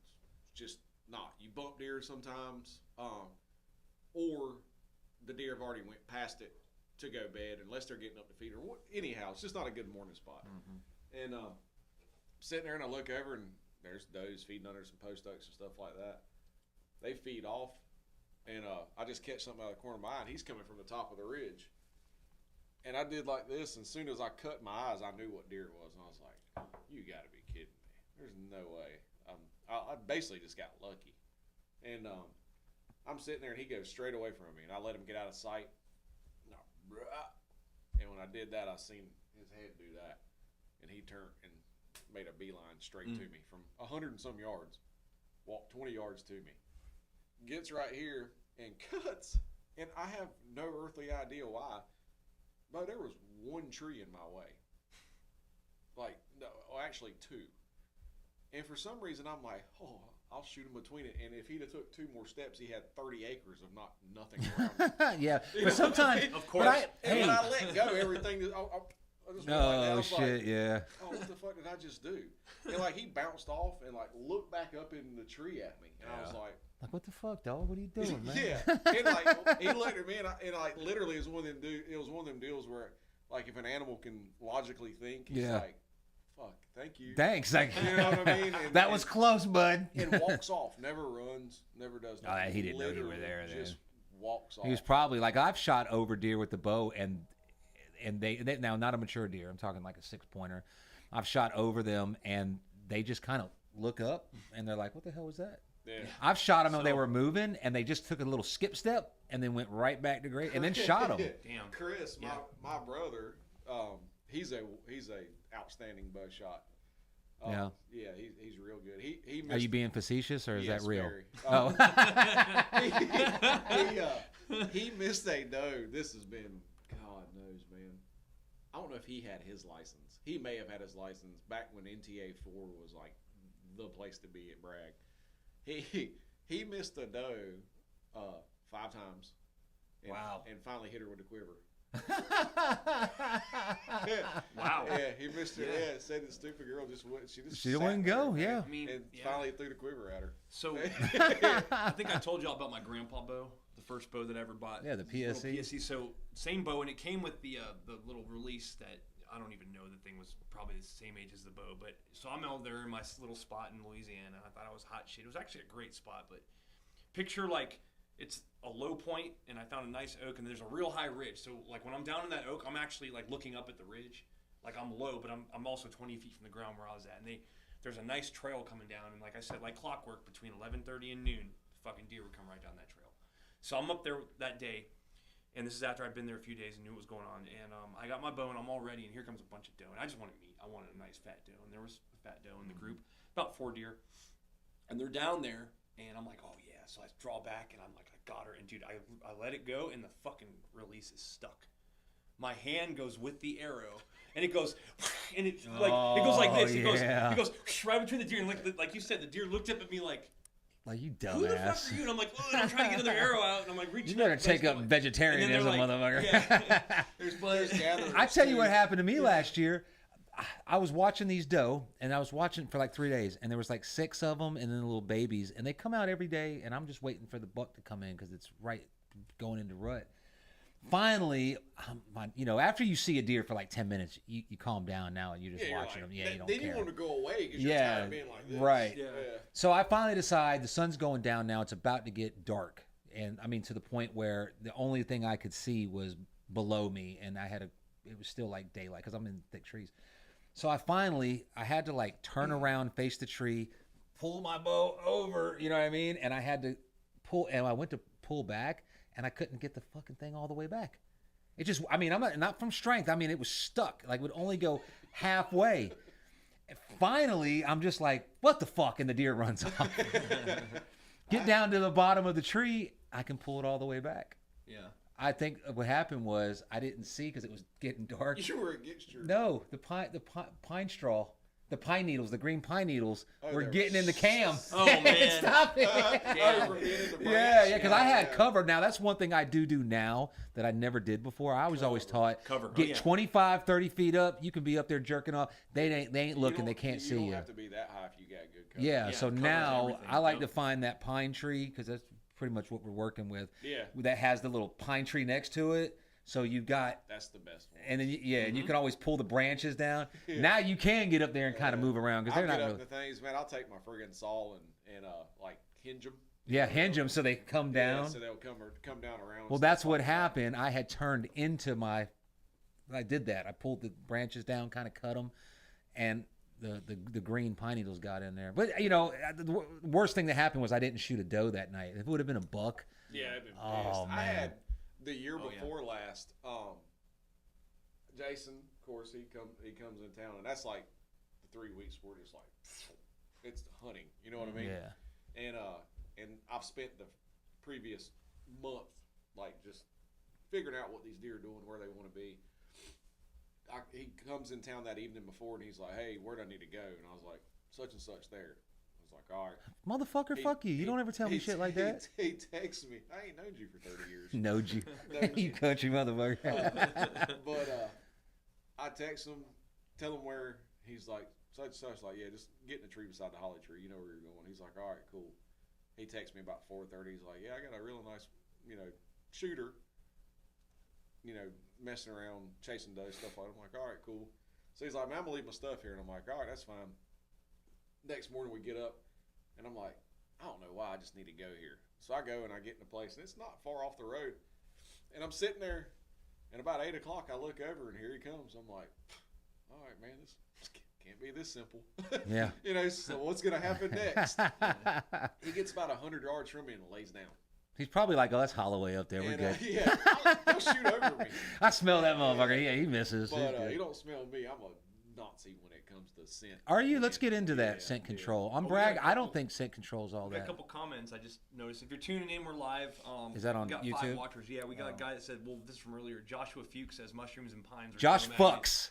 Josh. Oh, is it? Fu- Fuchs? no, it's not Fuchs. Fox. It's Fuchs. It's Fox. Oh, Fox. But okay. I'll call him Josh Fucks because it's spelled It is Fucks. fucks, Well, yeah. and then we got It's German fucks. but Yeah. it's Brian German- Ward yeah. says, Who? hey guys, Brian Ward. I don't know this. Brian He says, Ward. hey guys, great info last week. Sat in a tree on Bragg a couple times last year for the first time since '95. Cool. See, get out awesome, there, man. yeah. Get it done. Like.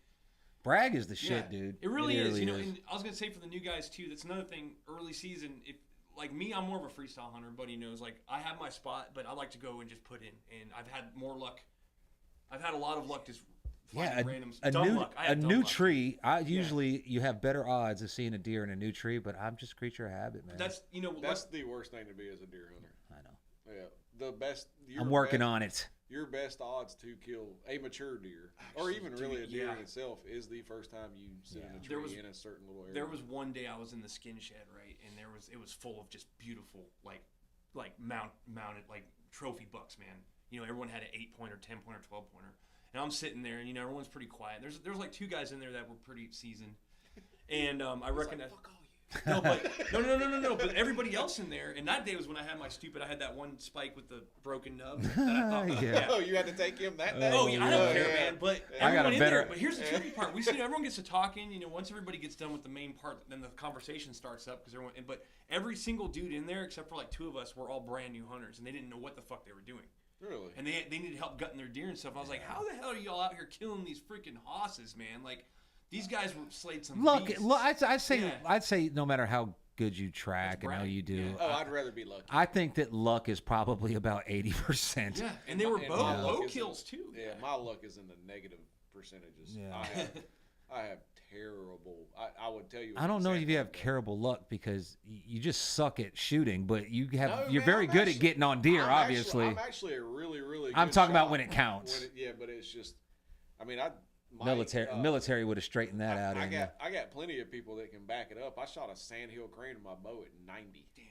Wow. Sandhill crane are delicious. And the guy was like, "Hey man, if you're gonna, he was like, anyhow, long story short, he was like, I grabbed my bow, and as a smart ass comment, he was like, shoot it in the neck, and I was like, okay. That's because you don't give a shit about sandhill crow or whatever crane, whatever the fuck it is. Oh yeah. Are they? Oh yeah. I'm not a bird fan. No, they're like steak. We were out west where you can kill them. Oh. Yeah. Okay. But You can't kill them on Bragg? we don't have them. What's the bag limit on those fucking red-headed woodpeckers? I heard it was like 20. I know you get about 6. Yeah. But What else we got? That's it for now. But Oh. we got 5 people watching right now. So We're on YouTube. scent control on Bragg. Let me just give you my theory on scent control on Don't Bragg. say you don't do it. I do, Okay. but I'm not a Nazi about it. I am more on Bragg than Because okay, let me give you my theory on it, and you can He debunk it does more. Yeah, I thought about this too. I was like the same. But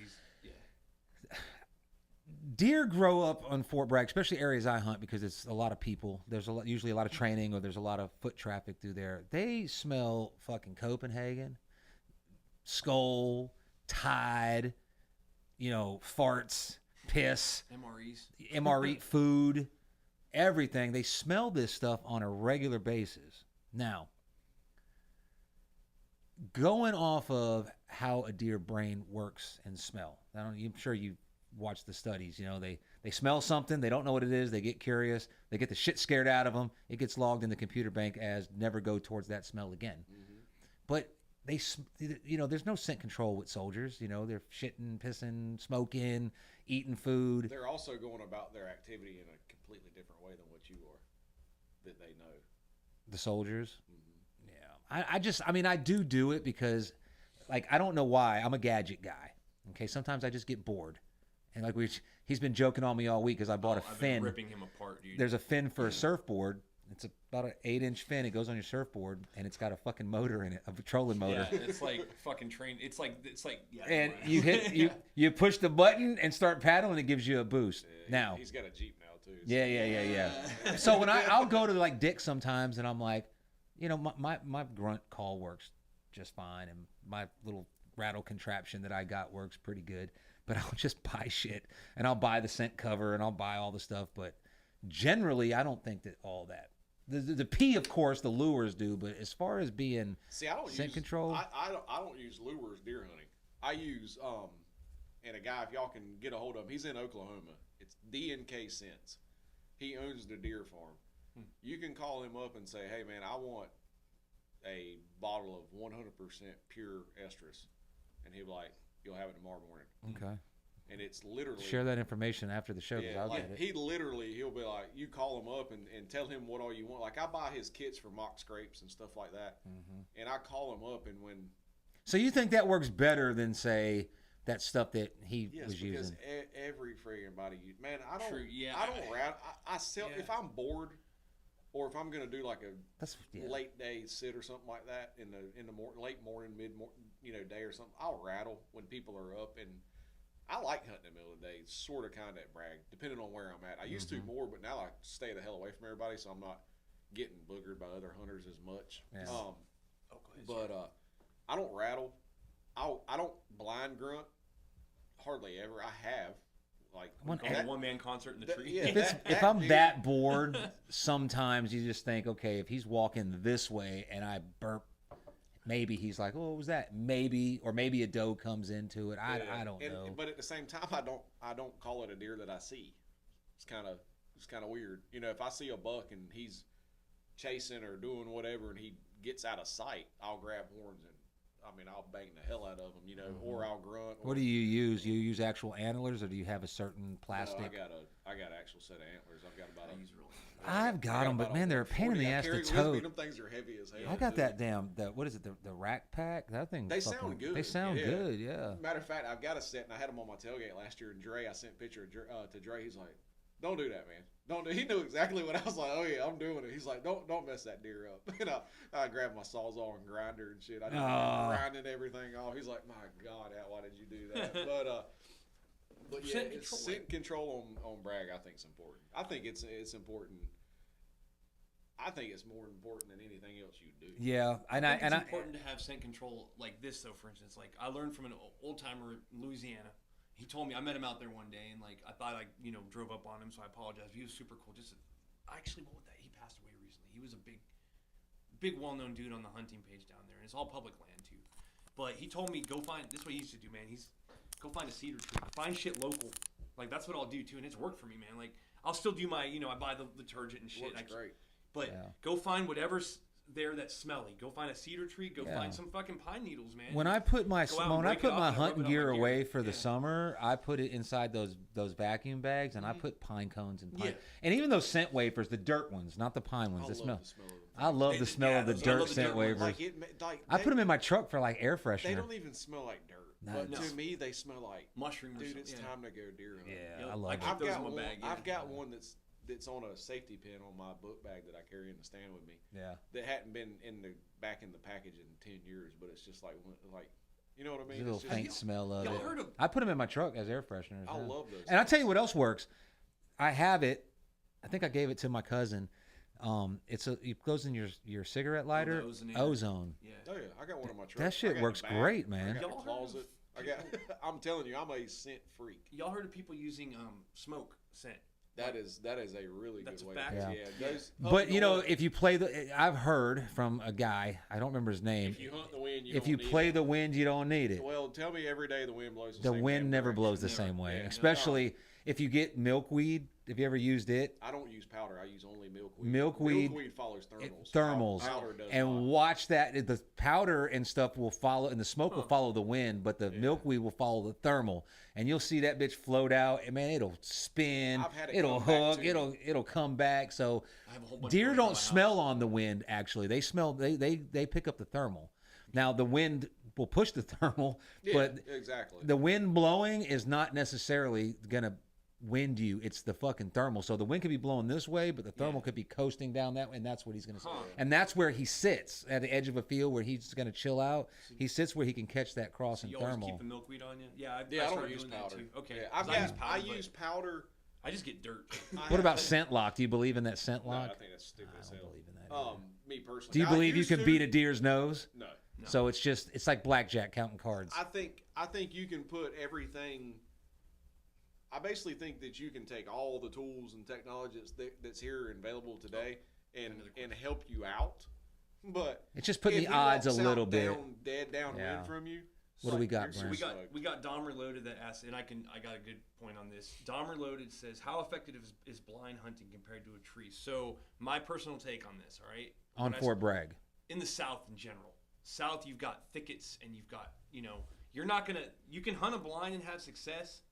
I know dudes that do it out here. There's plenty of old timers that hunt. There's one guy that sits on that main fire break in the middle of Bragg, and I've seen him multiple times. Don't know who he is, but he's got like a little wooden fort that he has, and I'm sure he kills deer out of there.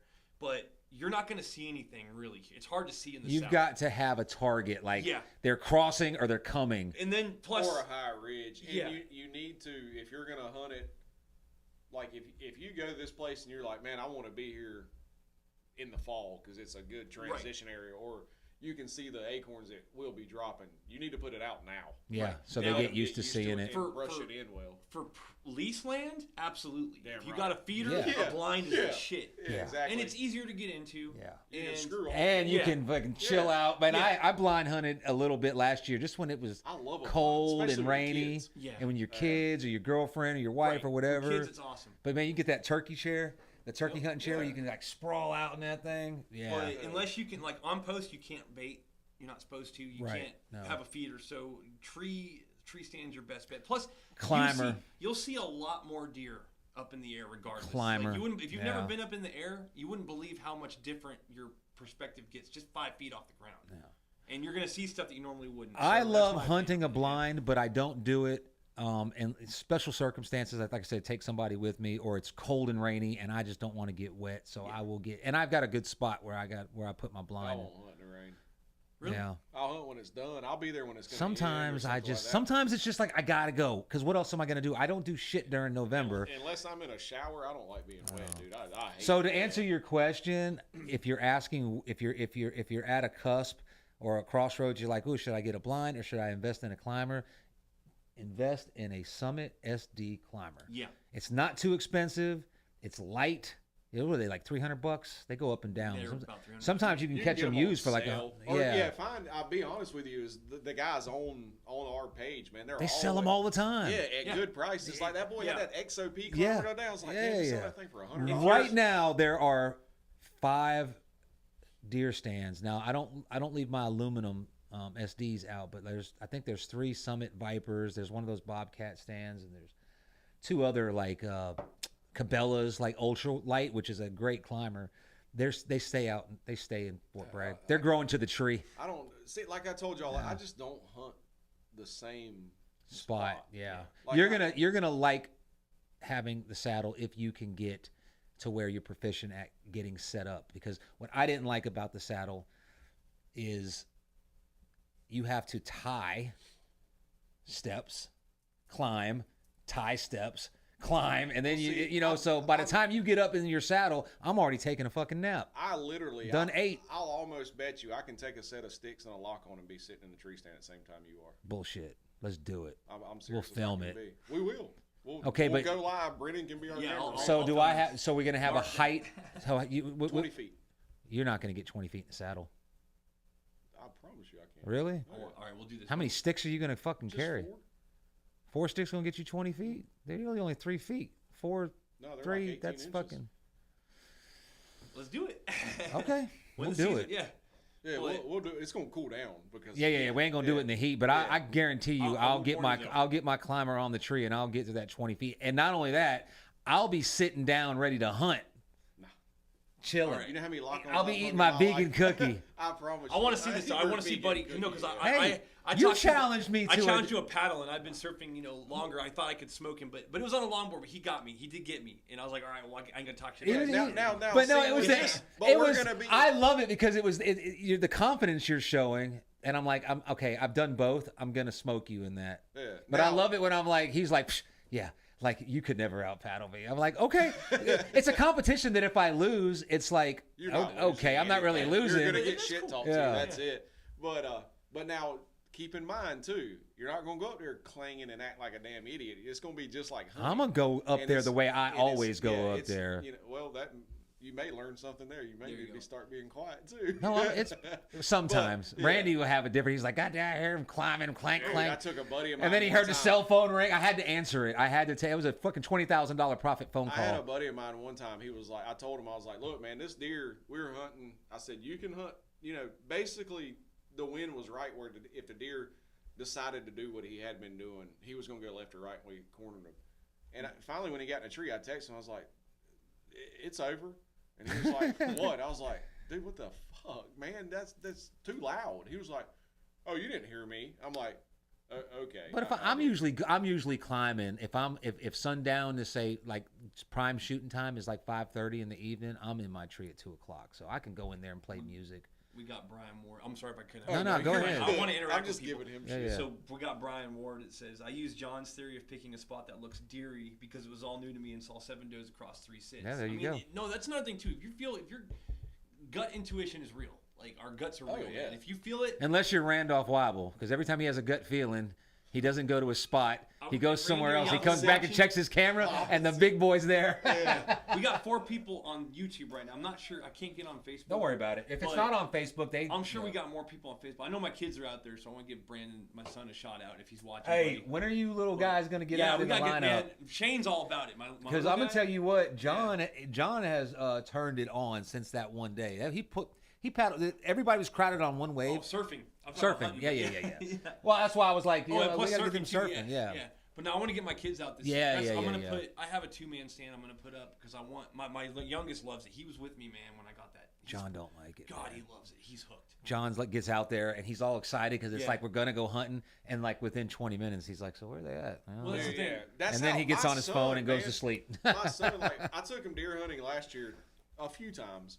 Like, first of the season, like, there's a couple areas that were open for rifle, and I was like, man, I ain't been in them forever. I'm going to put my rifle on. Nobody's in them. I'm just going to go walk. Sit down every now and again or whatever. He's like, we got to go walk? I'm like, yeah, so he's beating on trees. You know, to somebody, especially to a kid, but to people that don't understand, when you're sitting in a tree, say 4 hours, they think you're just sitting in a tree. You're literally not just sitting in a I'm tree. on edge, like, You are hunting. You are listening. You are watching. Every once in a while, you may fuck off and go check your email and maybe play a fucking I'm gonna Angry play on Birds. Facebook Yeah, and screw off and Facebook. stuff But like while that. you're doing that, you're not like laughing. You know, it's down here and you're making comments, but you are constantly looking up. And if I find myself going more than like 5 minutes without a scan, I feel like I need to make up for it. And then I'll put my phone away, and I'm like, I ain't touching my phone. Y'all ever get? And then I feel the vibration, bzzz, and I'm like, oh fuck, did Y'all ever Randy get- just kill one? Yeah, one of my buddies shooting one. Go ahead. Y'all get that I don't know, I call it my deer sense, but like there's just times when you're sitting there and you feel that little itch in your. No, feel it I in don't my get stomach, that. And then I turn around right there. Do you want to know what Every time. 99.9% of my deer sightings are? Oh shit! Yup. And I'm like, I go and I'm like, they're gonna come here. I gotta watch here. I gotta. Yeah. He's Like, right here. I don't He's put down my- here. I don't even put my phone on vibrate. Like, I cut where it doesn't vibrate. I cut the ringer off. Yeah. know, Mine and doesn't I vibrate. I cut the backlight off and everything like that because my brother's the worst. I'm like, you want to go That's no you want to big go deer hunting tomorrow? No, I got some stuff to do. 5:15. Seen anything? Yeah. Fucker, if you were here, you'd know. Yeah. You know what I mean? No, your brother's the worst for. Hey, you want to go hunting tomorrow? always the worst for And I'm Brady. like, yeah. He's like, okay, we're gonna go down to some area, and I'm like, all right, I'll go. And then like 30 minutes before, it's like, nah, I can't. I gotta stay on Fort Bragg. Oh, really? So Yeah. now when he's like, oh, I want to go somewhere, I'm like, yeah, sure, just let me know. I'm always the worst with Buddy because we'll be out there and it'll be, I call it prime time, like 30 minutes before sunset, and we'll be out there at the same time and like be like, hey, you see anything, or hey, blah blah, 1 or 2 sentences, but like my ass right before, I always do this to him. And I always get the cue because I'll be sitting there, like, I get all these just ideas and I want to tell Oh Buddy. yeah. And all of a sudden it's like, you can't text him. he's Yeah. like, hey motherfucker. He's like, all right, enough text. Yeah, I'm we're putting my hunting. phone down. Yeah. Because if I, Me and here's, him were doing that last year. Like, I texted him, I'm like, all right, man, it's 4:40. He's like, yep, out.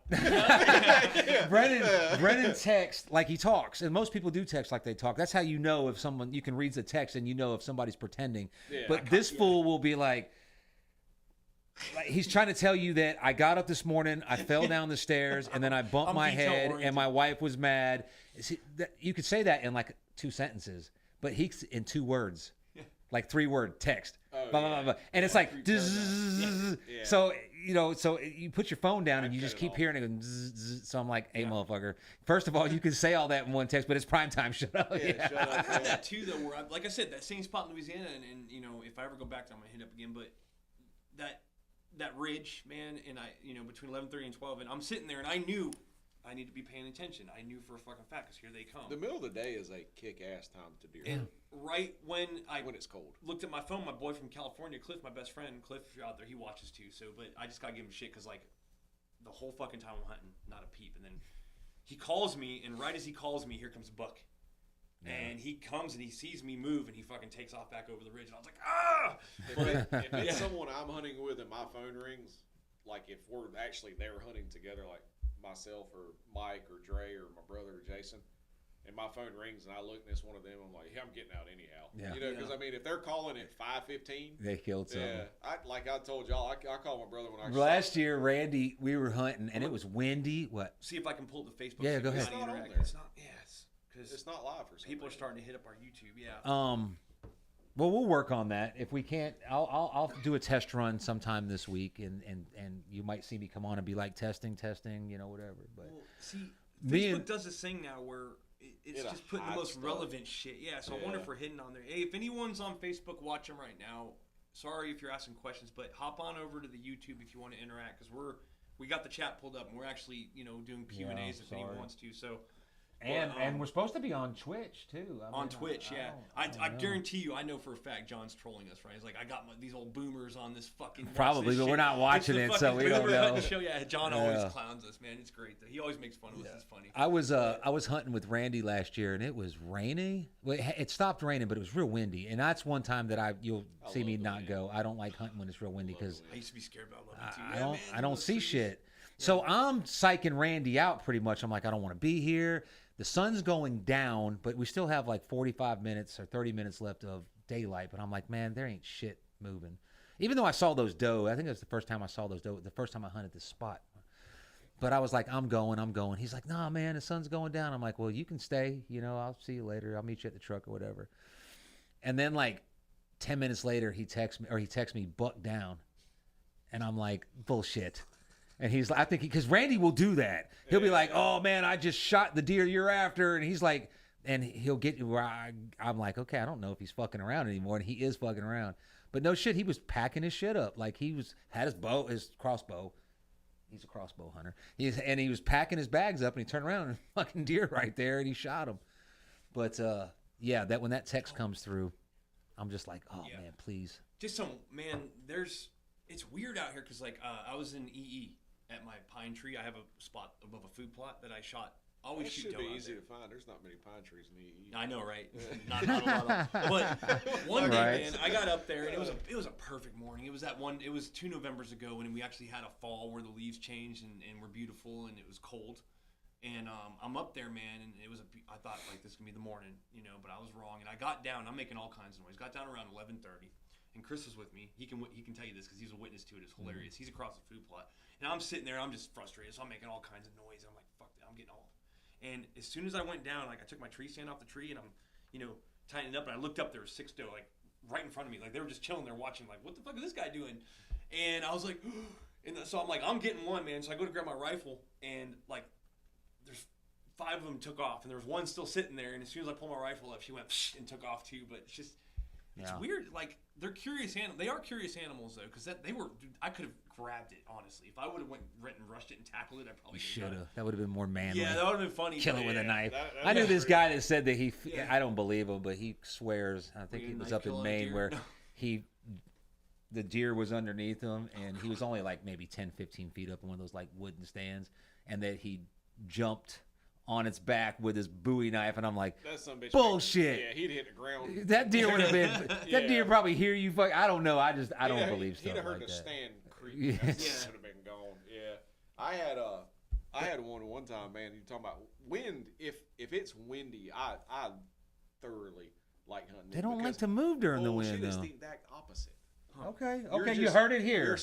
You're staying in where they normally are and thick and cover and stuff like that. Man, a deer, they can't hear, so they got to rely on their nose and their. So their when the sight. when the wind's blowing, they can't smell shit. Plus, everything kind of Yeah, spooks but them. That's the common thought anyway. They're on their Pine they're thickets. spooky, but they're on their feet more. Some of the bigger deer I've ever seen have actually been like.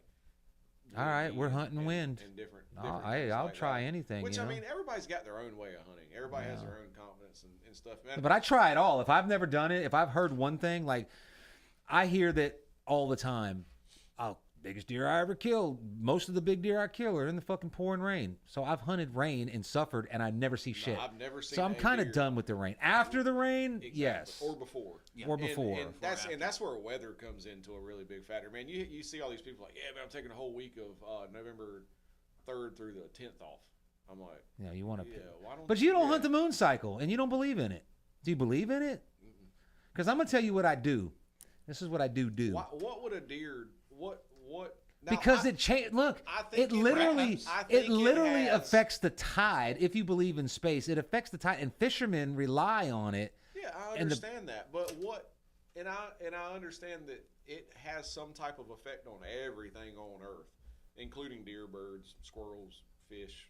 Okay, so it's just like everything. blackjack. What's the theory behind deer? Though? Counting. They don't move. But what? No, whenever the moon is closest to the I don't know the theory behind So it. do you think that since it's a full moon that the deer are going to move more at nighttime? Because they can see. I thought they don't. They can see without it. Yeah. I was always told. No, but they don't like to move. They don't like to move when it's a full moon at night because when it's a full moon, I've heard they don't like to move because they can be seen. Yeah, that's what I've heard as well. Like They can be seen. They can be seen by predators, so they don't move as much. When it's dark, anytime that there's hardly any moon, or that last phase, what do they call that, a waxing gibbous? When it's on the down, when it's full moon, and then like a week after full moon, it starts getting into the half and the quarter. Those are the times that I'm going to take off of work because it's darker at night.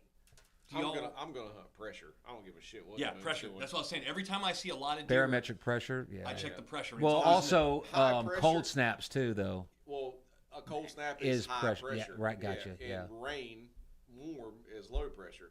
Low pressure is good. Cloudy, overcast, low pressure days are good for fishing. Shitty for deer hunting. That's why if you ever notice, you go and you're like, oh, I'm just gonna go deer hunting, and it's one of those bluebird sky days. There's not a cloud in the sky, and you're like, oh, there's deer everywhere. It's because it's the highest pressure, during that time. But I hunt weather patterns more than anything. Yeah. Now, when you're in the woods and it's, that cloudy, overcast, windy day, you're like, damn, this is deery. Yeah. You don't see shit. Yeah. I mean, you do, but not yeah. like you would think you would. Yeah. Now, during the rut, I don't care. I'm during the rut, I'm there all day. I'm just gonna go deer hunt. Yeah, I'm gonna get down and scout. I'm gonna check some cameras that aren't trail. That's when I'm looking for scrapes and rubs on trees, and that's where I'm trying to figure out. And then it doesn't really matter what time of day. It doesn't matter about the moon phase. I don't hunt pre-rut. I'll hunt scrape lines, off from them, where I think the deer is coming from. Sometimes on top of them. Studies have showed that 99% of the time a deer hits a scrape at night, but there is. I've seen them in the daytime. I've seen them in the afternoon working a damn scrape. Exactly, and I've seen them in the morning, middle of the day. Just it all depends. When them deer are rutting, like they're chasing does and some are locked down, I hunt where does are. What do you do about? Because I noticed, last season was my first season where I got in like right when the season started, and the bugs. Like, what do you do for scent control and bugs early season? Thermocell. Yeah, if you don't have a thermocell, you are fucking wrong. I'm gonna tell you right now. I hunted Bladen County after that. The hurricane. What was that big hurricane we had? 2016, Matthew. Yeah. And you couldn't find bug spray anywhere. They weren't spraying, and I've got a lease out there. It was only like 90. Was it 90 acres? Kiddie pool. But it was so thick there was only like one spot. I've never been in woods you couldn't walk through. This was like bear hunting territory. That's Bladen. That's Carolina Bay. I walked into this trail and the mosquitoes got me so bad that I couldn't see and I couldn't breathe. I ran back to my damn truck and I put on mosquito repellent. Now I had a thermocell. But this is when I had first kind of gotten it, and I just... You didn't know it had to be running and sitting. Yeah, so I got this bug spray on, and I go out in the wood, and they didn't care. But when I let that thermocell heat up, and I walked through there, I sat there for 2 hours. I didn't get bit by one mosquito. Oh, yeah. So those things don't emit any kind of No, scent they don't know what the right? smell of that is. I don't know if they've ever associated it with danger. Yeah. No. There's a deer out there. Aren't they starting to make earth-scented thermocells now? I don't care about that shit. Because... Thermocel's only been around for how many years? Like, I don't know, 5, 6 years, 7 years? Oh, no, it's been around a lot longer Has than it? that, because when I was... Was it commercially available in the little plastic thing with the little... Yes, and it used to be just solid green. Because I remember we were at Santee Cooper at a place, and the guy selling point down there in the low country of South Carolina, because you can start bow hunting August 15th. Mm-hmm. Dude, it's been out for 20 plus years. Really? I never saw just- it. Well, of course, I hadn't been started hunting but 10 getting years. famous, you know what I Towards mean? its weight. Yeah. And his selling point was buy it, go deer hunt. If it don't work, bring it back. Bring it back. And I'll give you your fucking money works, back. bro. And he was like, That's part of haven't my. got one back yet. I won't go hunting. I always make sure that I have 2 things of fuel. Now, one thing of fuel on full blast will usually last for about, I don't know, 6 hours.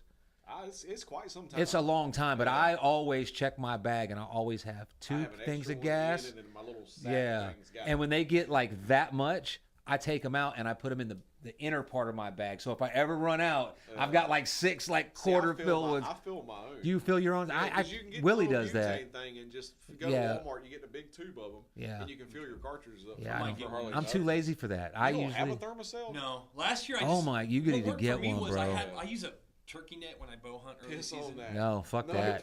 Yeah, and it worked in my face, but they were getting me all over the back. No, No, the thermostat, yeah. they won't come near you. It's like Yeah. 90. I don't know if it's 90 15 feet, I but think it's a 15-foot. it's like a Okay. fucking force diameter. field, like from like Star Wars And or they'll something. go. You'll be in the stand and they'll go. You'll hear it. Yeah, it's good. Yeah, Well, I hell, hate that's a them things. good point. The Thermal only- cell. the only I thing could it not doesn't hunt do- without it. Yeah. The only thing it doesn't do early season, and I don't know what these are. Them son of bitches that bite your hands.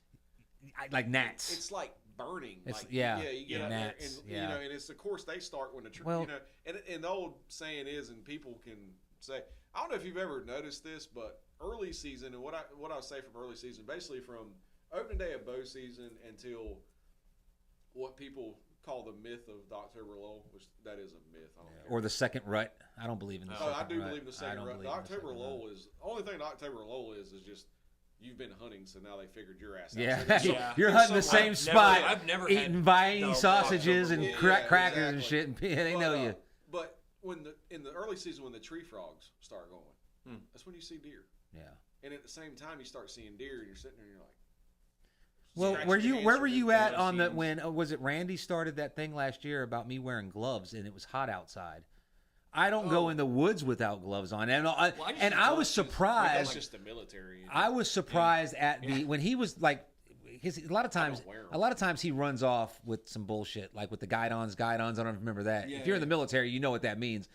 And so he went off on the gloves, and I'm like, well, do a fucking survey then, because I guarantee you, I was surprised at how many people don't wear fucking gloves. I wear the. I paint my hands. I used to wear. No, them. I don't wear them to fucking camouflage. I wear them so bugs don't bite me, or I can Yeah. grab a tree. I don't get sap on my hand. can't- I don't get scratched. I wear a pair of those camo mechanic gloves when it's hot or when it's cold. Yeah. You I know, just wear just my to get fingertips. into the Get you- stand. Soon as I get in the stand, they're Get you off, some of my those hands are in fucking a muff. thin, like these. I have the Sitka ones, and they work Yeah. great. They're like this thin, but I have. You don't have thumb and forefinger, so you got some dexterity there. If you wear those, and you'll see, especially when you're like climbing a tree or scouting the woods, you got to pick something up. I just don't see how you go through the woods and I without got gloves. some- Fucking man. I got some of those. That's, I wear man, them that too, shit to do with but sap and bugs. I'll do this. You know? I've got those That's little cover scent, man. fingerless, like That's they look sap. like my hands look like moss. Yeah. It's like it's like really thin fingerless carpet shag turkey gloves. They're for turkey hunting, but I use them for bow hunting. They're awesome. Like I wear. I can't Actually, wear when I any of them at all. camo. Gloves Here at we all. go. The Sitka gloves are the fucking bee's Are they knees. $90? No, I think actually I only think they're like $40-$50. But I've had we 'em. talked about last time. I'm my first like fan. Yeah. And Yeah. they introduced a new glove with the same thing. They're like They're just copying Sitka. They're a muff, fold over muff, but like you're saying, the thumb and forefinger dexterity for shooting and stuff Yeah. like that. Yeah.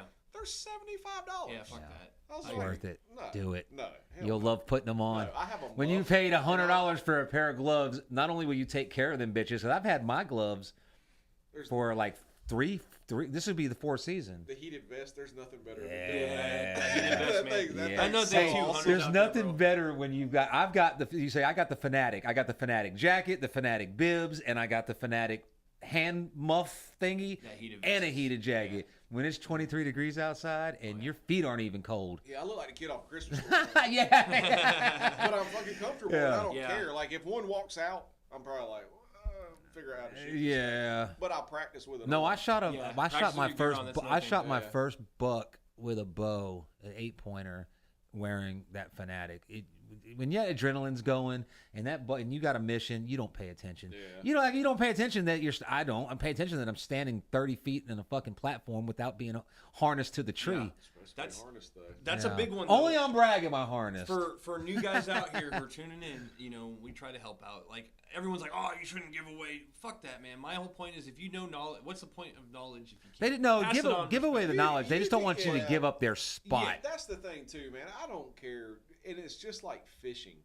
People are like, "Oh, I'm not going to show you where I fish at." With technology today, if you have any common sense on what a deer does and can read a topography map, you can find where to go deer hunt. Now, you may not. You may have to put the time in to figure out their patterns, ways, quirks, and stuff like that.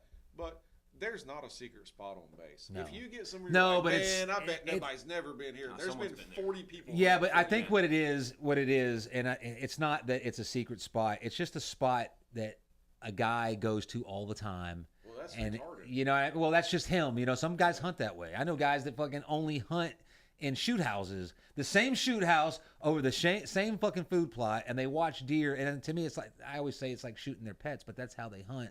And they like this area. That's private, though.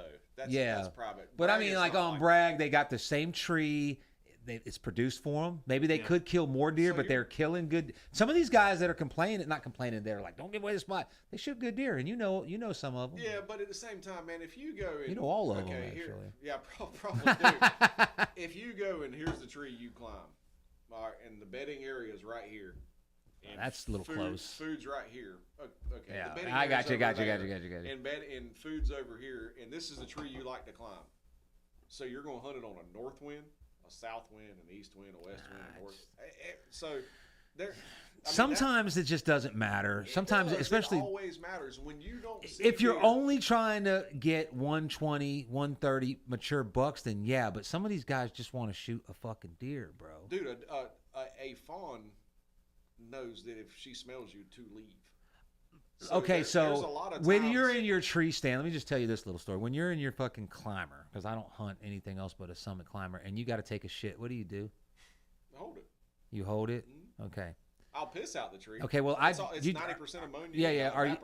I pee out the tree. It's a curiosity. But okay, so you ever had you drink coffee in the morning? Yeah, I piss in my mock scrapes before I put cameras. So you fucking climb up. Oh God, you get set up, and now you got to take a shit. It's the morning shit. You haven't shit at the house, and it's the morning shit, and you got 3-4 cups. If you're like me, it's like 4. And that's one thing I always bring, no matter what time of day. Hot or not, I always have coffee all the time. I drink coffee all day. We get to the spot and then he's got to roll out. And we'd always eat in the mornings earlier in the year, and he'd be like, "Hey," I'm like, "Hey, dude, always."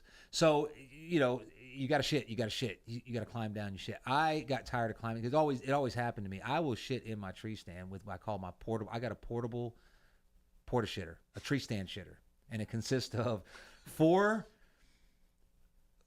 plastic, shopping bags and 3 Ziplocs. It works.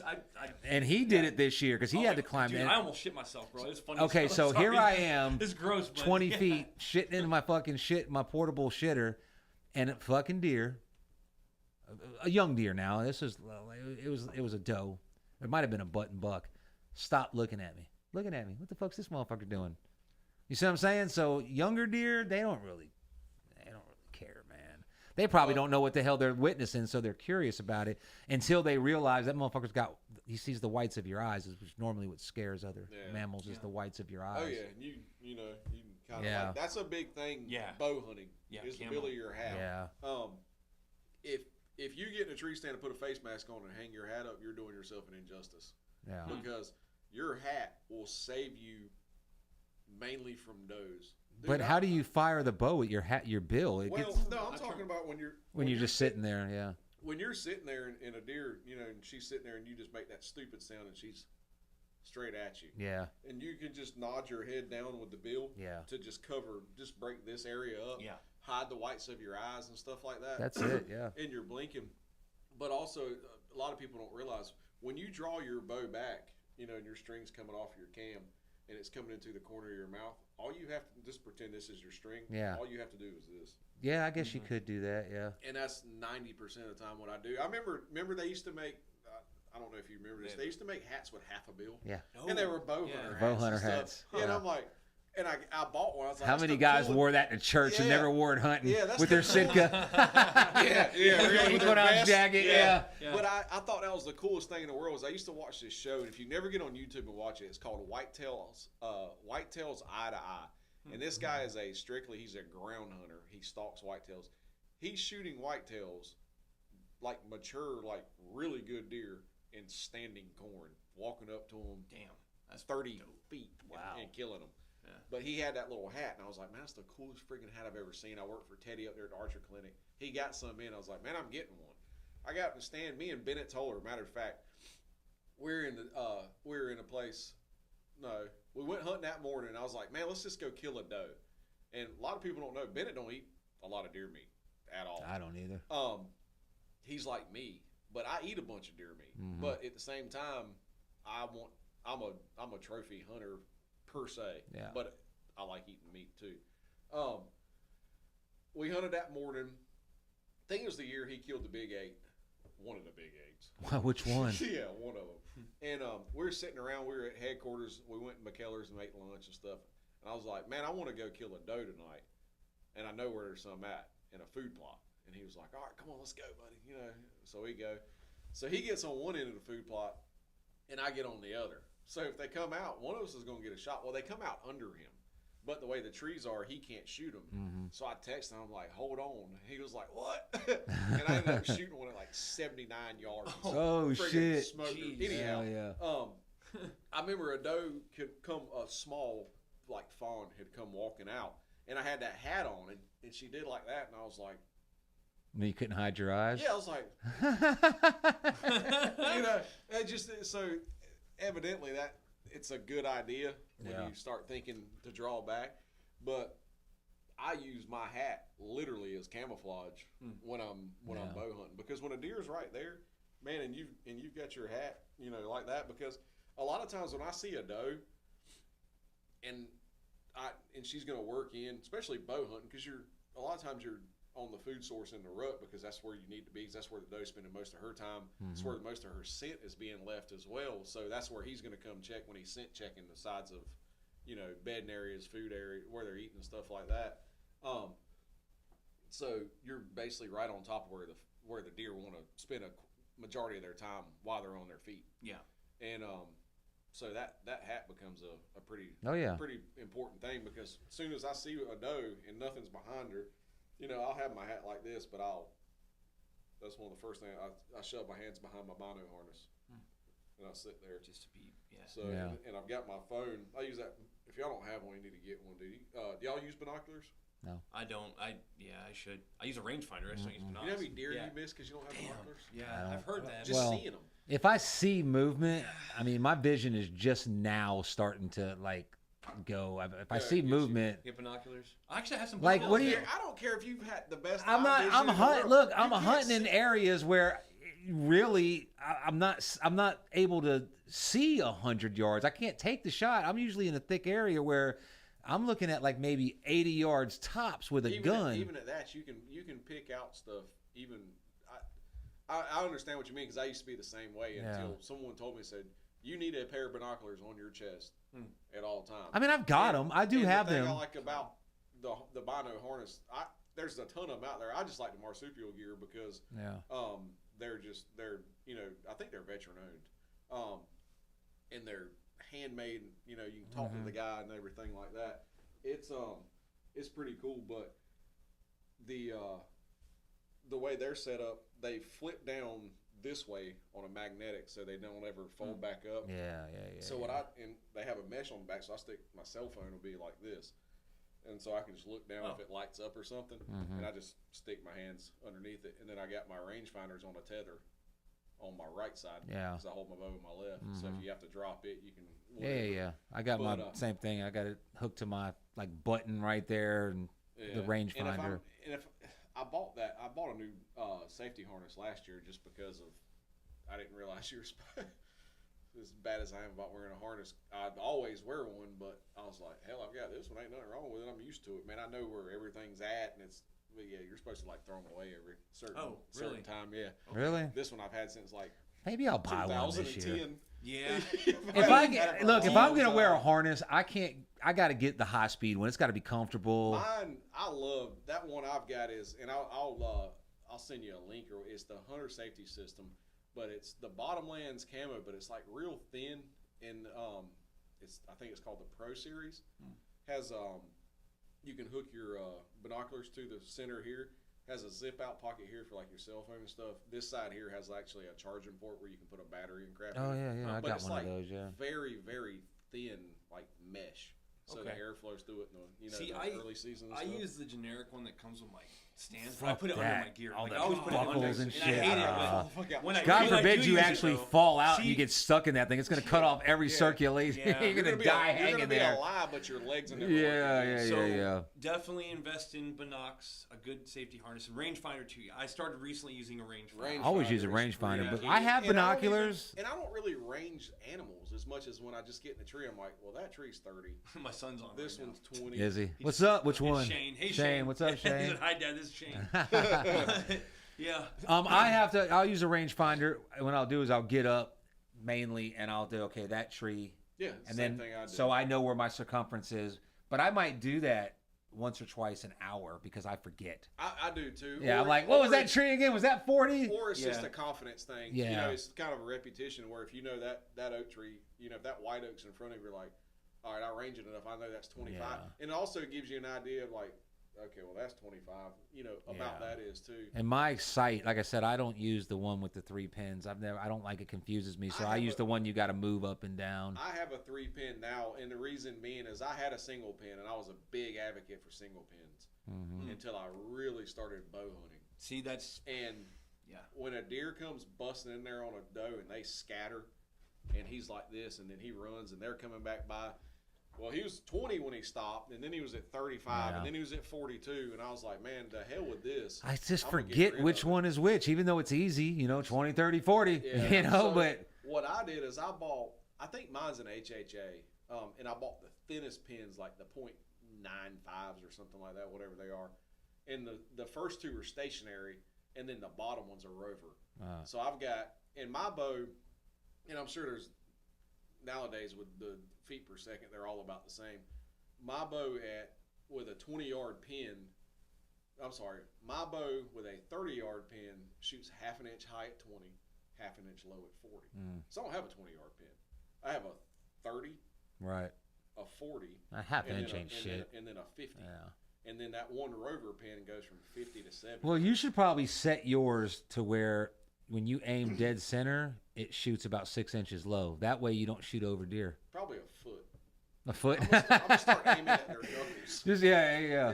Because like I said, when you're elevated, and I tested this in my backyard with You shoot over if you're aiming. Like if you're normal. yeah. And when I first got the saddle, because you could climb any tree. I have an acre in my last house that I lived at, and I would climb up in the pine tree, and I had one of those foam, high density foam deer, and I would go up there and shoot at it from like 30 yards, and right away I noticed that if you aim dead center at that angle, it's going right over.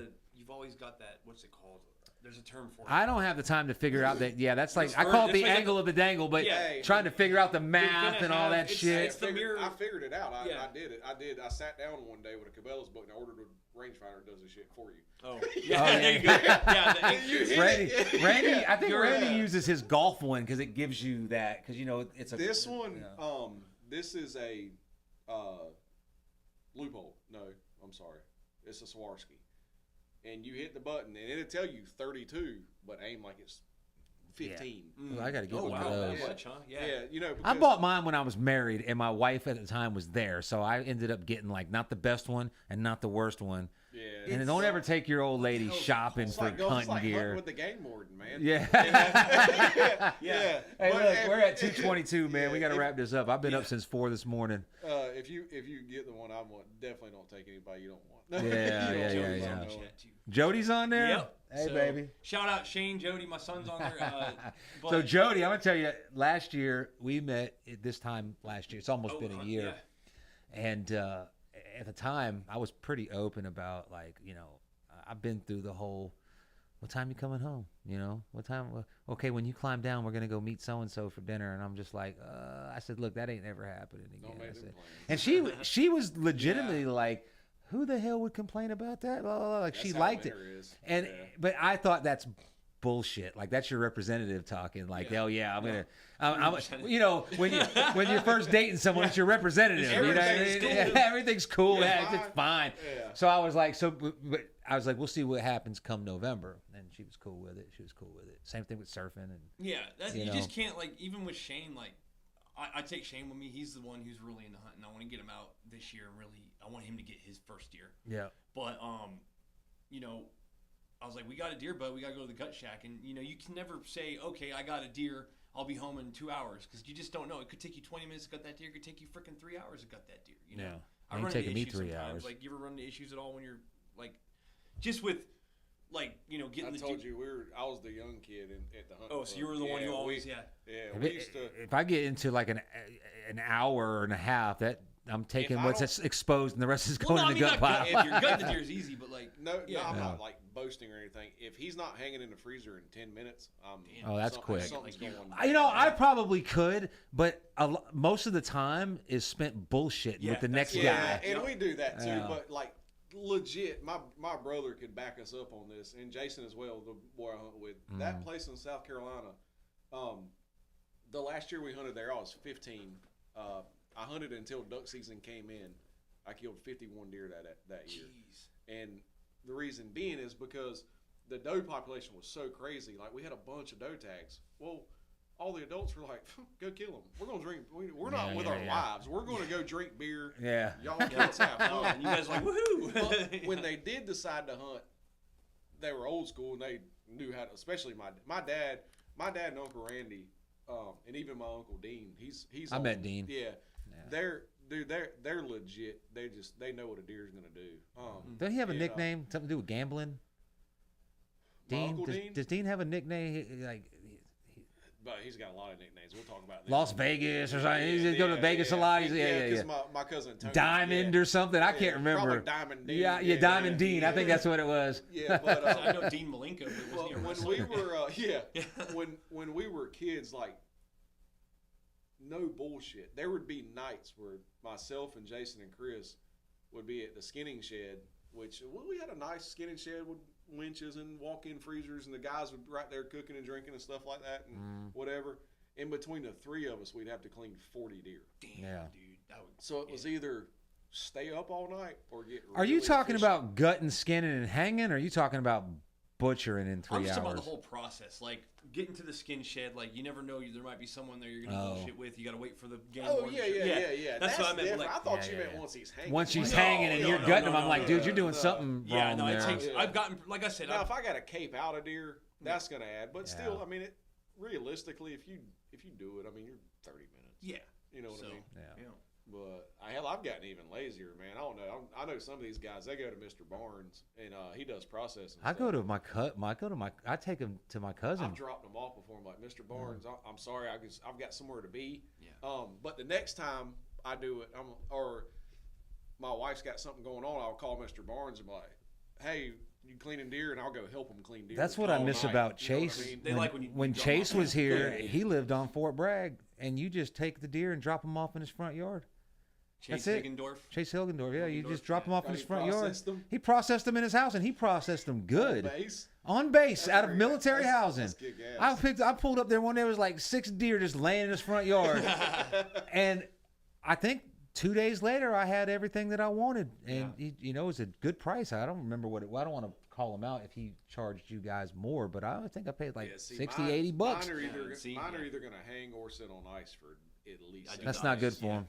I talked to a butcher. Every I deer I've talked to had a that I've career. put on ice is Have you ever delicious. met a guy that I didn't know that butcher was a career anymore. Like this guy was a butcher, and he said something about the deer, cows and stuff like that. You want them to hang because the fat and everything. But he said the best thing to do with a deer is get him cut up into steaks as quick as possible. I tell you what, we'll kill a deer this year. When you kill one, we'll make it. No. I do what you do. We'll make a pound of burger with it. And then we'll age one. We'll age a hind quarter for 7 Dude, I do about 50-50 with bacon, so I bet you my burger's going to be better than yours. I do the age thing though too, and every deer. Yours shit's probably dry. Do you mix any fat in with it? Yeah, but I use beef fat. I use bacon fat. It's better. I use beef too. When I first started killing deer, and I would cut them up right away and put them in the, get them processed that same night. And that's why I dreaded it, because like I would go take my time and do nice cuts. But now I do the aging. What I do with them, with them is I quarter them and I put them in my cooler with ice, and I let where the water will drain out, and I'll keep them on ice for about a week, and I think that does it gets all the blood out. And it may just be and some people are like, "Oh, that's terrible. You're keeping water on them." And well, like the water drains, but I mean, I've even done before, put them on grates with ice under them. I've wrapped them in bags, just testing all sorts of different.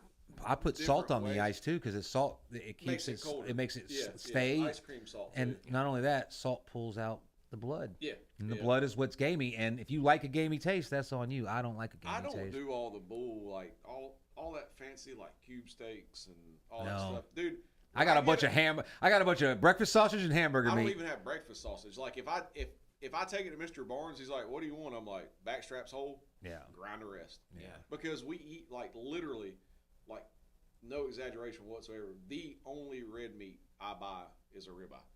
Yeah. Our burgers, our lasagna, spaghettis, chilies, anything. Like you could probably take my kids right now and go eat spaghetti somewhere with burger meat in it. And be like, what the hell? Why does this taste weird? Why does this taste so good? It won't Why taste is this shit all dry like Dad's skinny? No, man. Deer, dude. I love it, dude. Like, I'd rather eat it, honestly. The way I do, like I said. You eat the hearts? I eat yes. Yeah, hell yeah, man. Hell yeah. A heart, like, I haven't done it in a really long time because Mr. Barnes, when I clean my deer there, because, we've been going there forever. He takes really good care of me. He'll let them hang for longer and stuff. But that's his thing. So when I kill a deer, he takes it. And immediately he'll make a meat, dice that heart meat up and make a meatball and fry it. So good. He immediately knocks it in half, cleans it up real good, washes it off, puts it in a bowl of water while you're there, and then he's probably eating it the next day. Like dicing I eat it raw. And stuff like that. I eat it raw. It's so good I've raw. tried it like that before too. And he used to drink. He quit drinking. I guess his wife gave him hell or something like that. But he looks like Santa Claus. And I love going there, man. He's an old school guy from South Carolina, and it's like Peavy too, man. He'll either you can walk in one day and he's Peavy's good dude. Just fuck everything, or he loves you. You know what I mean? It's just there's no in between. All right, look, we really got to sign this off, but let's just cover one topic: Fort Bragg, Fort Liberty. What's your thoughts on the hunt club name? Fort Bragg. I like Fort Bragg. Well, obviously, but let's think long term here. How long is it going to be before? Anyone out there listening right now, chime in and give us your opinion. This is what I'm thinking. I don't give a shit. I really don't. I mean, it's going to be Fort Bragg to me because I was born there. I grew up here, but I don't care. I don't care if they would have renamed it. I just don't like generic propaganda names like Liberty and Freedom and shit like that. It's stupid. It should be named after. It should be named after somebody that's done something or sacrificed something for this country, as far as I'm concerned. Yeah. But I don't. We won't get into Braxton Bragg and all that. But here's what I'm talking about. You guys that got killed in Somalia that were Delta guys. What I'm talking about is this. There's going to come a time. I had no problem with Bragg. When you're going to be over it. You're going to call it Bragg, but it's going to be Liberty. It's going to be everywhere. Fort Liberty Tax Union, Fort Liberty Harley Davidson. And you're talking about 5 years from now, and you got soldiers that are still in high school right now. And they're going to get stationed here. They may hear that it used to be called Bragg. They're not going to care because they were like 12 years old when it happened. And then they show up and they're looking for the hunting source. Okay? Now, I know there's some guy out there right now that's been hunting Fort Bragg since before, when Longstreet was a dirt road and Ardennes was dirt. But hey, Plank was actually Planks. So what I'm saying is, you're looking at it in your own personal. You got blinders on. You're looking. You don't see the forest for past the trees. You're not looking past your nose. To a certain extent, I'm kind of that way too, because of. I am too, but I'm trying to think outside of just what Buddy Feeney thinks and blah. It's America. Well, the best thing to do is leave it to leave it as it is now. create a Fort Liberty hunt I did. page, and as the banner say, follow this link. Yeah, I did. To where, but eventually, nobody's gonna. A lot of people aren't even gonna know it was ever called Fort Bragg, and they're not gonna give a shit. You know what I mean? A lot of members every day, though, man. I'm approving people, you're approving people, and then there's welcoming stuff. So yeah, if it's still Fort Bragg though. It just happened. It just changed. If eventually, these guys that are hating it and like, you don't got to remind me. First of all, you don't have to remind me every time someone says Fort Liberty. It's Bragg. Yeah. Like, get the fuck over it already. We get it. We can probably look at your profile picture and guess that that's your sentiment. So you don't have to let like, how many times a day does one guy go on Facebook and say, it's always going to be Bragg? It's all like, we get it. I see shared posts every day about it. Which I'm going to make a short out of this. Like, I'm trying to piss somebody off. Get the fuck over it. Some people never will. Never will. I'll never call it Fort Liberty. I won't either, man. And it's nothing to do. I was not in the military. My dad was. My grandfather was. My uncle Vic was. He went through special forces training at McCall. Lives here.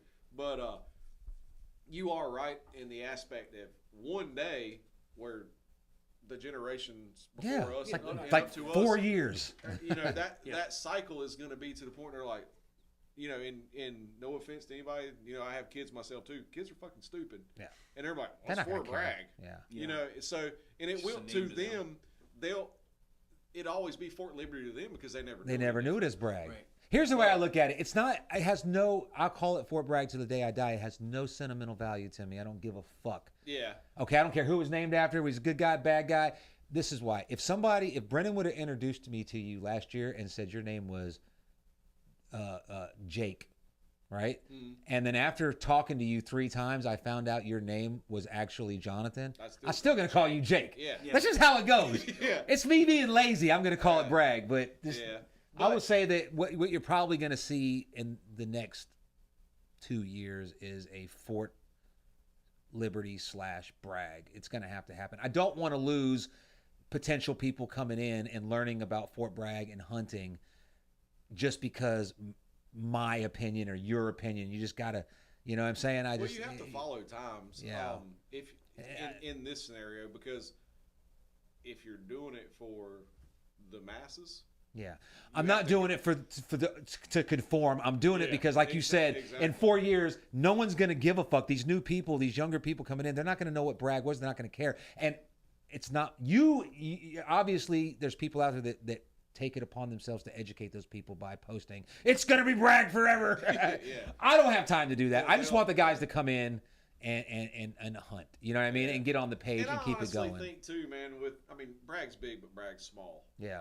So I still think at the same time you're going to have them guys like, dude, what Facebook page is on about? Like, oh man, it's Bragg. Yeah. And they'll kind of help along and stuff like that. And there's me personally, if you're thinking about changing it right now, I wouldn't do that. I'm not. I put it out there, and I am respecting the majority of the hardcore people that I have known. Some of these guys I've only ever met one time in person, but I've talked to them. I'm respecting that part, and I agree with them. I do.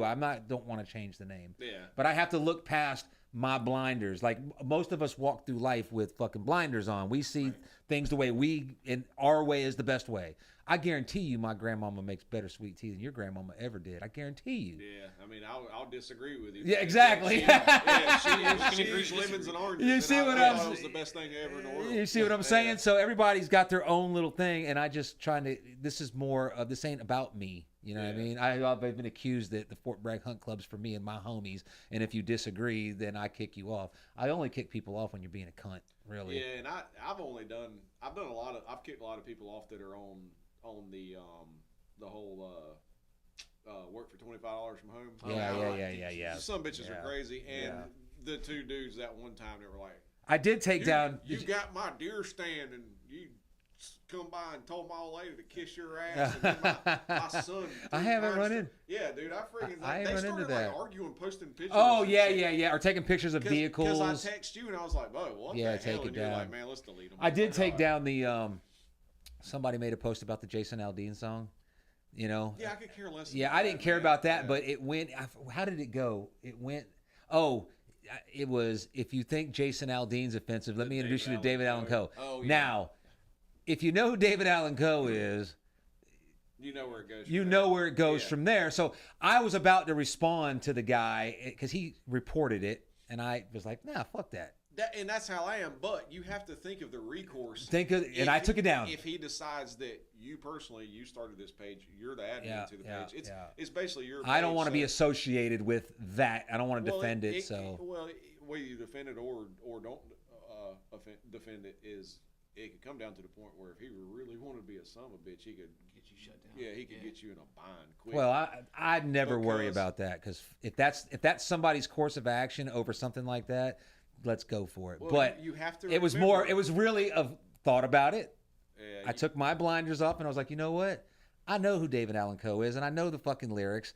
And I don't even know who the guy that was. I don't know if he was a black dude or a white dude or whatever. It don't matter. But I looked and I was like, I don't want to. And I was gonna make a post like, dude, I can almost like you sissy ass woke motherfucker. But then I was like, that's associate me with the people that snicker and laugh when they hear David Allen Coe lyrics, and I was like, that ain't me. Right. You know, so I took it down and I took the post down. So yeah, I mean, in this day and age, man, I mean, it's sometimes easier just to say, let's just wash it. Yeah. From both sides and just stay neutral in the middle because you can have your own belief, but you also have to put your bias to the side in order to run it in today's society. Because if not, then it turns into a very well said, Jonathan Holloway. Very well said. Did you see my post when that song first dropped? Are you on my personal page, right? Yeah. And it said. And I'm not a Jason Small. I'm not either. I saw funny ones. I don't like that kind of music. I don't like modern country. But I said, at all, dude. Even in your small town, you're not gonna do shit except post on Facebook and complain about it. Like, what is this thought process that even in I guarantee you, if those FEMA motherfuckers went, a small town, if those those Antifa and BLM and all that, right? If they took it to that small town, those motherfuckers wouldn't do shit. They need to be on Facebook talking about, oh, it's about time. Well, it's about time for people. They ain't gonna do nothing but complain. It depends, man. I can. Okay, man. We'll get into. They'd be more scared about the backlash. We've got another 3 hours. Let's go. So, let's go. All Signing right. off. Well, thanks for tuning in, everybody. This is another episode of How Copied. Thanks for coming, John. Again. Yeah, man. Yeah, bro. Do you prefer Jonathan or John? No, my mom named me Jonathan. Okay, Jonathan. He's one of those guys. He's one of those guys. Sorry, no, I'm just playing. No, man, because Johnny. Dude, just don't call me Johnny Holloway. I used to date a girl and her daughter called me Johnny, and it makes me want to cringe every time. No, I think about it. If you want me, because that's like me, man. I'm Brendan, no fucking D, right? I call you my Bren. whole life, Brendan. I'm like, whatever. I just got to the point where I'm just like, whatever. As long as you're not calling me fucking, I don't know, whatever. Yeah, you can call me John. No. What don't you want to be called? Please tell me. What don't you want to be called? Yeah, no, I'm just saying. I'd like to know too. All right, peace out, y'all. Yeah, but anyways, that's how copy we are out. Yeah. Dude, Oh, no, man. like Oh, it didn't fucking stop. Brandon, dude. Brandon. My name's not Yeah, I fucking called you Brandon.